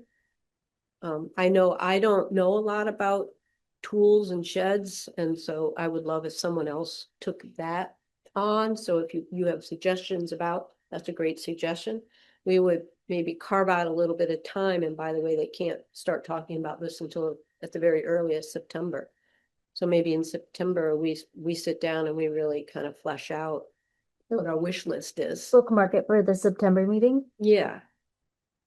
And then I could take that back to her. She wants to keep it as simple as possible and as low maintenance because, she obviously has a lot to juggle. Yeah. I think that makes sense. I think that we kind of need to wait for her signal on when, she or like the library is ready to move forward with it. In the meantime, we can certainly think about a tool list. We can think about what, a shed design would look like and, so that we're ready to go. And my thought was that one or, a few people from this committee could work, just like a sub quorum, up to a sub quorum could meet, and coordinate directly with Suzanne. And then once that's kind of, some of those details are worked out in subcommittee, either that could be what generates the CRF app, or that, feedback could be brought back here. But like, I think ultimately it would be great if they're the ones submitting the CRF app, because I know we've done like a few like self-submitted CRF apps that feels a little bit awkward, and especially if they're going to be doing the checkout and stuff, then it's a really great opportunity for them to we can just help them create the CRF app, make sure that it's, the shed's big enough for all the various tools that we think that we're gonna have. And, even if like there's a little room to grow, like if we feel like we're gonna start with just a few of a certain type of tool, but if we expect we want a certain number, based on the community size and, like a workday, like how many spades would you need, or like how many weed wrenches would you need, or whatever, so we can kind of talk about that stuff and then make sure that those details are in the CRF app. And then, once that's been worked out sort of in like a smaller group, in coordination with the library, then it could just come to this committee for discussion and approval, and then to pass it on to the select board. Yeah, so I mean, I'm comfortable checking in with her periodically and saying, so what do you need from us next? And so what she told me in the last conversation is she needs a wish list of tools. Okay. That's it. Great. So if someone here could collect that wish list, get it to me, or you could come with me and I'll give it to Suzanne. I'm just trying to make her job easier, by, taking this one step at a time and, letting them take the lead and kind of being patient and when their workload is a little bit lighter, which will be in the fall. Great. Yeah. So Does anyone quick chiming in from the computer? But it's Strange you said Hollywood, so it speaks, I recall. Sorry if I start early one. Does anyone have a contact with VYCC? I bet they've got a ready to go list of what they pack in a trailer for invasive stay when they send a crew out. I I don't have a I don't have contact. anything right now. Yeah. I have Yeah. a vague contact. Yeah. I mean, maybe if you get a quick reply, I'm just meaning that could be a well-honed list from their years of experience. I mean, I could come up with what I think of too, but I bet they would have thought of things I wouldn't. yeah, that seems like a really good starting place. If they have a list handy that we could. Kit, would that be useful to you? Yeah, Okay. yeah, I mean, all I would do is collect the list of stuff. If you guys have names of tools that you wanna, let me know, I'll do that. And I've got a couple tools that I shared with Jeanette recently, so, yeah, I mean, I think, and then I'll just make a list and I'll give it to her. Susanna, would you be able to make a list of what's available from resource? Like- Well, I think it's gonna be like they always have new stuff, So it would be kind of a crapshoot, like based on when people went. Mhm. But I'm gonna go there on Friday so I can kind of get a feel for it, like what's available on a random day in July. I Right. don't know what that will indicate. So I imagine like if they had loppers, they need to be sharpened, right? Yeah, so we'd have, would a file work on loppers? So there could be files in the, whoever's my file expert. The question would Maybe be they sell like, files. I mean, I don't know how the library's gonna want to do it. If you use a grinder too, Mm. depending on what you're doing, how you want to do it. yeah, that might be a separate question That's of for what like, they want to do. yeah. I think you'd want to designate a separate person or like a system for sharpening the tools. Like, I don't think what we would do is like make the sharpening tools available and then have like random people and like random Richmond residents like try to sharpen, because you can also dull a blade by like Right. not using a sharpener correctly. So like I feel like it would make more sense to, if we had those tools, like it would be like a separate process for like, okay, periodically we might resharpen, or if we're buying used, that we would sharpen up front rather than being like, okay, here's your tool and here's the sharpener and like make sure you do it right. Because I mean, they might look for volunteers to manage their shed yeah, from the community at large. They're probably gonna want a wheelbarrow. I'm just thinking of like stuff people post on Front Porch Right. Forum that they're like just looking for. Like, does anybody have a shovel? Right. Like people like Yeah. that's So like, I probably the would kind of stuff they're gonna this want. list that we keep it, like, what are the essentials? Yeah, Wheelbarrow, Mhm. and kind of start small. Yeah. And we could build from there, because I think, probably want to use like we're more. gonna be happy about that, because they're also gonna be taking suggestions from, say, the garden club Right. and other entities, other members of the community who have their own wish lists. Yeah, for and I could tools. see where this shed would be a little bit bigger, if, especially if they're gonna keep a wheelbarrow or something like that in it, so. Like Yeah. how big? Well, I don't know, but, you know, We can work it out. wheelbarrow is paid, you know. Yeah, we might be getting into the weeds a little bit, no pun agree. intended. Well, no, But, I know, yeah. but, So we need to know what Yeah. they want to do, because I mean, but once we Yeah. get a Big ones, list big. of the tools, what I'm saying is we'll know what size shed. Yeah, exactly. I think we can move on from this, but yeah, ultimately we can come up with a list of stuff and then we can figure out what's an appropriate starting amount of tools. We can always purchase more stuff in the future. And then we would just want to make sure that we're considering that with the shed and that like we don't get a super small shed for just the amount of tools that we're buying up front. Because it might be like over the years, we see like, oh yeah, this is like has high adoption, like a lot of people are making use of it. Right. You know, so we might want to overbuild the shed, Right. you know, because yeah, there could be bigger equipment in there. There could be wheelbarrows, like who knows what. So And Right. just again, I'll emphasize, they're gonna be the ones who are ultimately determining all of this. You know, what tools they actually get and how big the shed's gonna be. So a lot Right. of this stuff we don't need to. Yeah. Okay. Wring our hands too much about. and we'll also be, you know, we'll be reviewing the CRF app. And if we feel like there are some like missing tools on the list, we can say, we're going to approve this, but we're also going to suggest that we add X, Y, and Z to the list of tools. And then that will go on to the select board and they will review the CRF app with whatever the library wants to purchase. But they might also see our comment and be like, oh yeah, let's add in like a parsnip predator and like a, you know, a weed wrench, and then we're good or whatever. So we'll have a chance to weigh in on that. Okay, so we should move on. Once again, we find ourselves nearing the end of the meeting. And we have a few items here. One of which is the introduced species RFP, which seems to be cursed to always be far enough on the agenda that it doesn't get the time that it deserves. But I would definitely like to, yeah, at least briefly discuss where we're at with it. I believe I'm trying to remember. It might have been June 9th or it might have been the meeting before. I know in April, this was included in the packet, and there were a few suggestions to that version of the RFP. Trevor made some needed adjustments based on feedback, and then I looked at what he did, and then basically just did an additional polish, sort of like approved the changes, the suggestions that he made, and then made a couple of really slight tweaks. So what we have, which is not in the packet but was sent out late last night, is what I think is a good working version of the RFP that we could send out,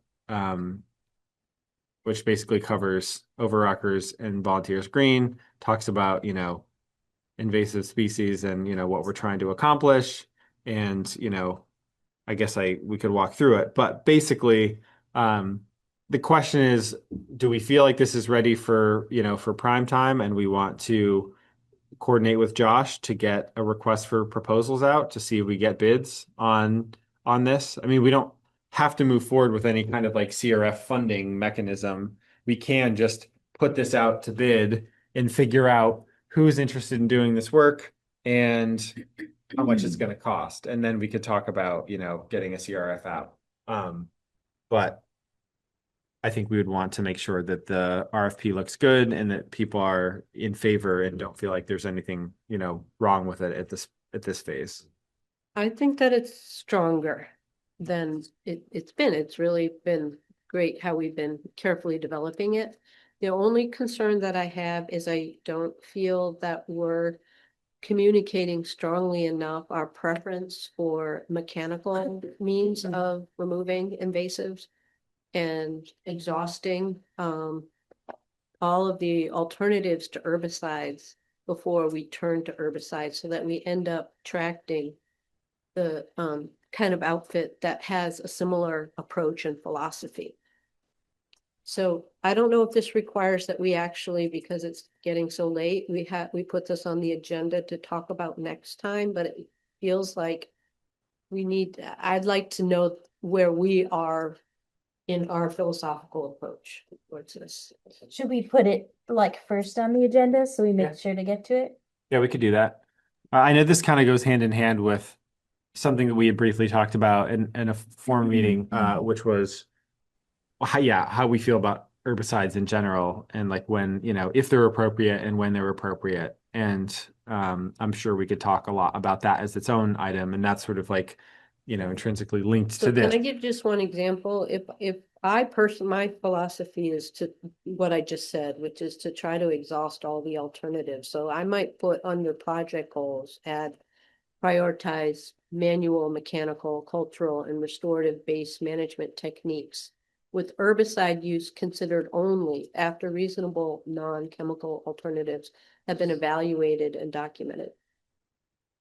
That's just one example of what I mean about trying to get some more of the language in there that is aligned with our values and how we as a conservation commission want to approach herbicides. I'm actually a little bit apprehensive about just having a conversation as a commission about that with no structure. I think it might be good if we had like time limits or some kind of like, I don't know, I guess like a protocol for having a conversation that might be more emotionally like it might bring up some stronger reactions in people. I think that we, I don't know, we run the risk of talking too much and not getting to a consensus. And if there are strong differing opinions or even moderately differing opinions, I guess I would just really like to have a format for the conversation before we jump into it. Yeah, I think that's reasonable. I think that the way we could do it is just kind of Robert's Rules of Order style, where essentially, we would be discussing, use of herbicides, for invasive species, for example, and then everyone would be given, a designated amount of time to talk about it if they wish, not in response to anyone else. Basically, normally the way that goes is like you go around the circle and everybody gets a chance to speak, with the same amount of, time limit. You don't have to speak if you don't want to. And then there's a follow-up of like, a shorter amount of time where people can respond essentially to other things that they've heard.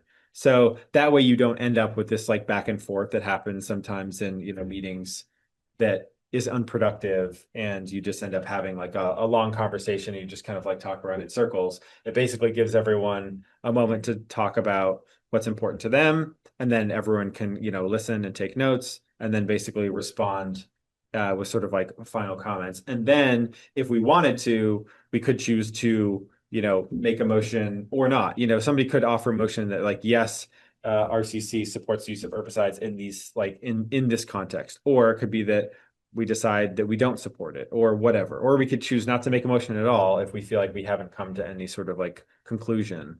But We don't have to come to a consensus about it. no, not necessarily. I mean, we can talk about it, and it's like, you know, people could make a motion or not. I mean, I feel like if there are dissenting opinions and we want to come to a consensus of some kind so that we can move forward with a, contractor, for example, we might need to vote on it so that we can uh figure out what the overall opinion is on herbicides, on RCC. But I think we're in agreement that we don't want to put the cart before the horse, which is we probably should have this conversation. And having a structured format is a great idea. And I would add to that to, read it through carefully before the next meeting. And if you were to reword things, come with specific examples so that we can, be constructive and keep moving forward. Because this has been delayed since last fall. Does that sound reasonable? A meeting of ideas? Yeah, so the plan would be next meeting not to talk about the RFP, it would be to talk about herbicides instead. Well, no, both. which means to keep this process moving along, because it's been delayed for so long, that if you could put into words how you would reword the RFP according to your thoughts on herbicides, like I just gave you guys an example, that would be really constructive, especially for the people who are ultimately writing it. That would be Rather do the constructive RFP, yeah. feedback for, What's that? I'd like RFP focus, not just a general like herbicide yeah, more discussion. RFP focus, like, okay, what is your philosophy and how, tell us how you want that reflected in words in the RFP. Yeah, because I'll write it however we want it. Like I don't care. So like I'll change it. I just need to know what we want to put in it, how I want to say it, what we think how it should be done. Right.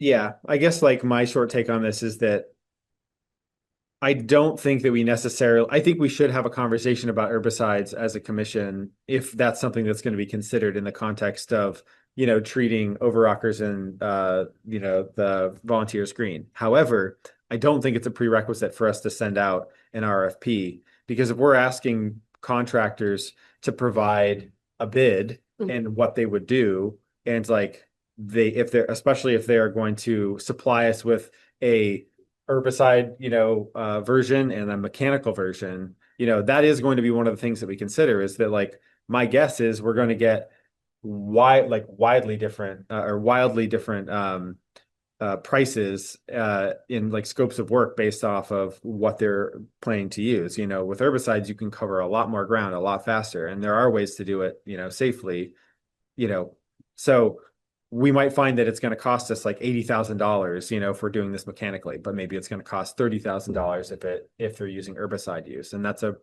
real thing that we're going to have to think about. So I don't think that Or us the in putting out, between is the integrated approach, which is both.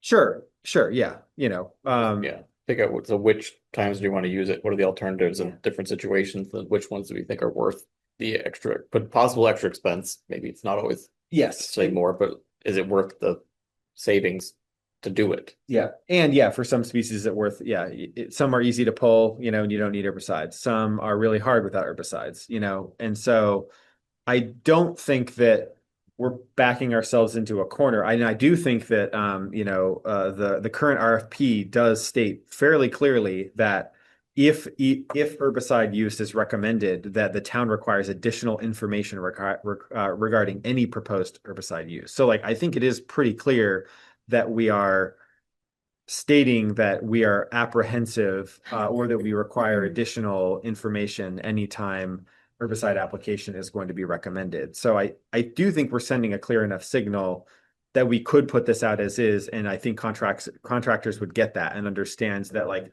we feel a bit apprehensive about it. But I know we're at the end of a meeting. We don't need to like, motion to put this out for a bid, but maybe we do it next meeting. Even if we feel like we have more to talk about, we could basically put it out to bid, see what kinds of responses we get back, and then in the meantime have our discussion and then decide like, okay, we decide we really don't like herbicides, and this person is saying, oh, I can do it for X amount of money with no herbicide use, and so that would sort of inform what bids we would recommend or like consider when the bidding process ends.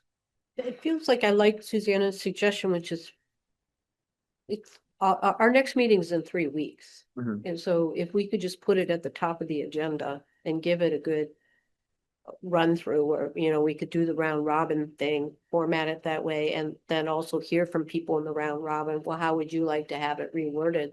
So that if Trevor's the one who takes it on to write it, he can, have it there at his fingertips so that we could then turn it around, Sam, and have it ready for September or the end of the month to August. I mean, to send it to the select board.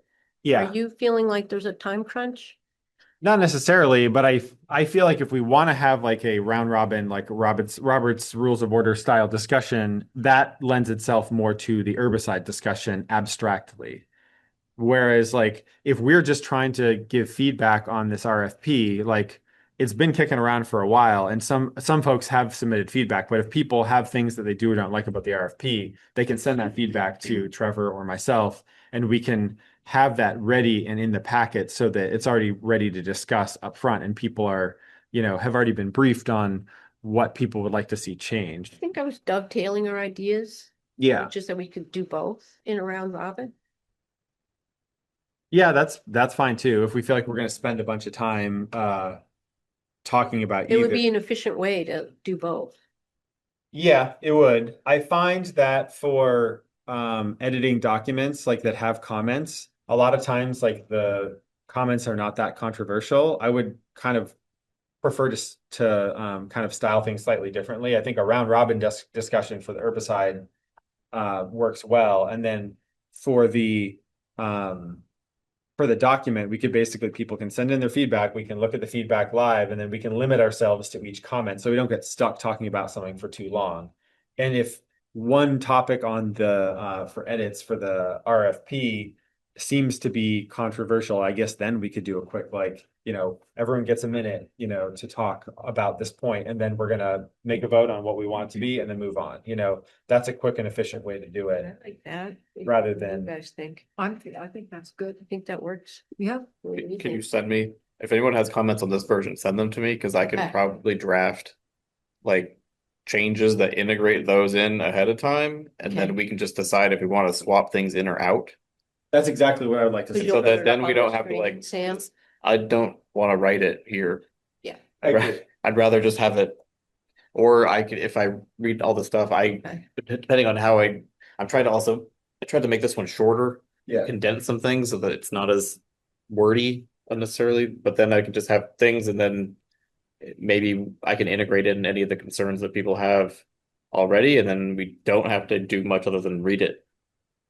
Yeah, See, it looks fine now with extra comments.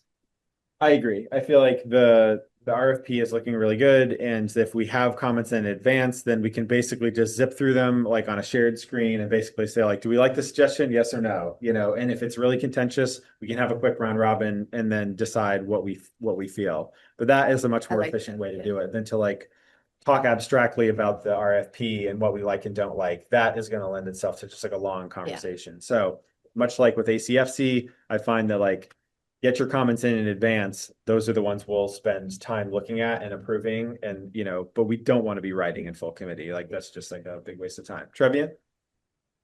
Just wanted to quickly add, I like the idea of being prompted to prepare some remarks too, because my riffs would be meandering if I didn't prepare first. So right on, good call. And I gotta sign off. Thank you, everybody. Good meeting. Yeah. Yeah. Bye. Thanks, Trevian. Yeah, thank you all.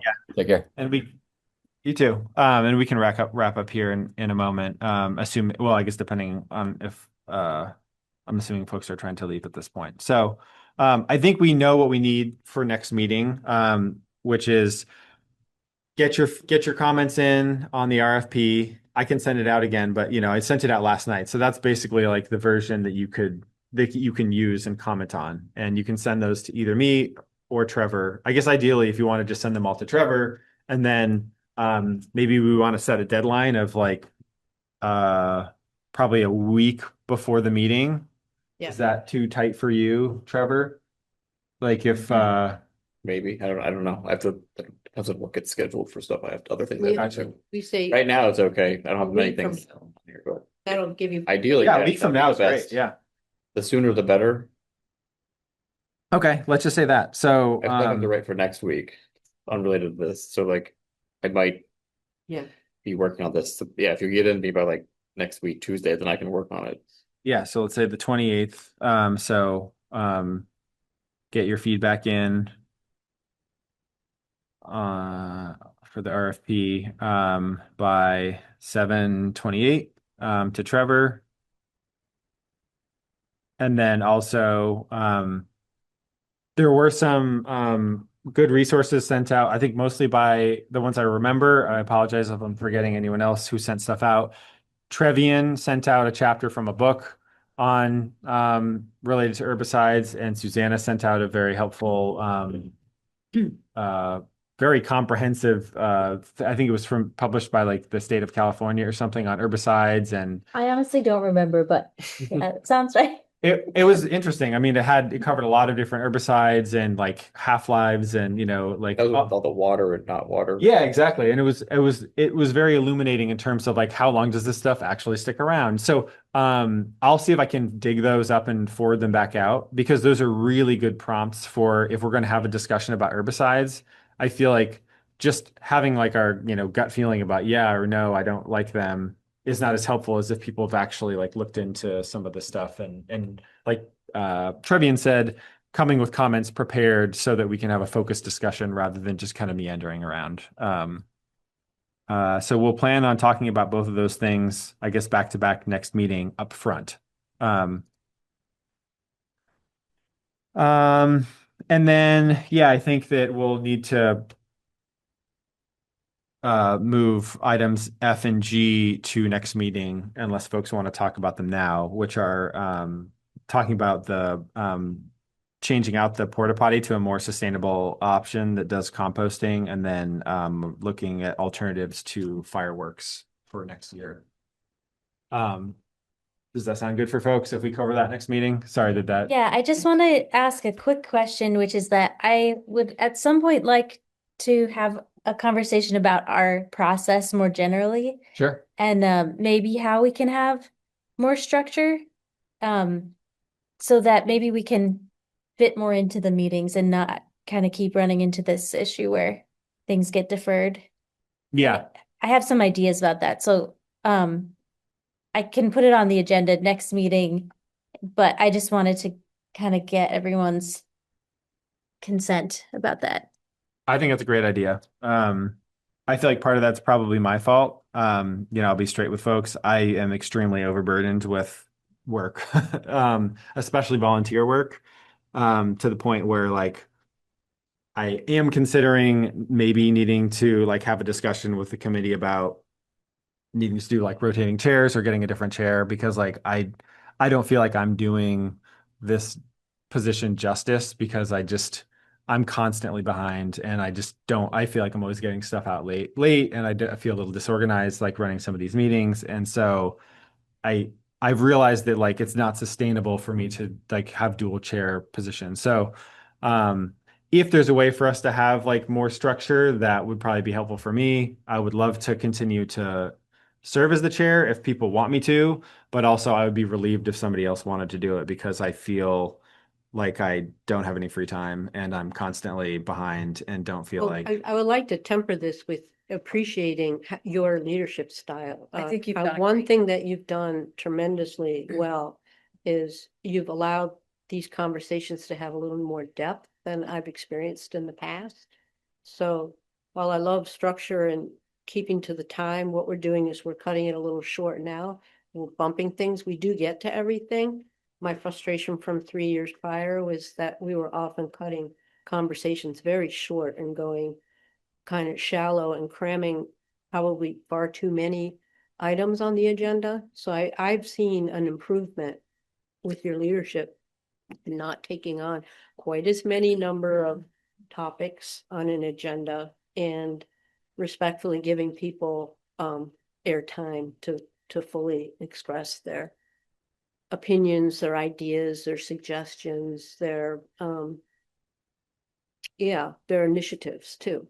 yeah, I think this is probably very appropriate to talk about next meeting in the context of like structure and how we want meetings to be run because like yeah, it's kind of a double-edged sword, right? Like on one hand I want people to feel like they can like we're not getting cut off and people can share their opinions and we can like have a thorough discussion and feel like we've actually talked about everything we want to talk about. But we are also limited to 2 hours a month to talk about all this stuff. And I do feel like constantly with the agenda planning, items are getting pushed to the next agenda and the next agenda. This RFP is a great example of something that's been kicked. It's been on like almost half a dozen agendas now, and I feel like it's hardly gotten any airtime. And like that feels bad, especially for me as the chair, trying to put things on the agenda that then don't get covered, especially if somebody has an expectation that something that they care about is going to get discussed, and then it doesn't get any time.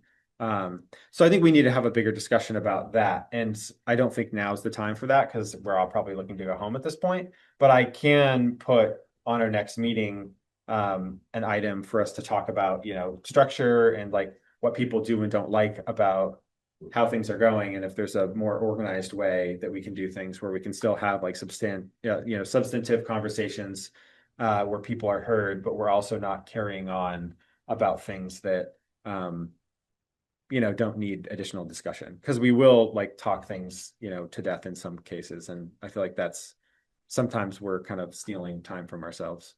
My preference would be for you to remain chair if that's possible for you. So if we can do things to make that feel more feasible, maybe you can think about that and let us know what the biggest struggles are. Yeah. Um, But obviously if it's like messing with your life, then don't do it. I'm fine to continue to do it for now. It's just been something that's like come up, and coming up on a year of me being the ACFC chair, and then picking this up, I don't know when it was, like November, December.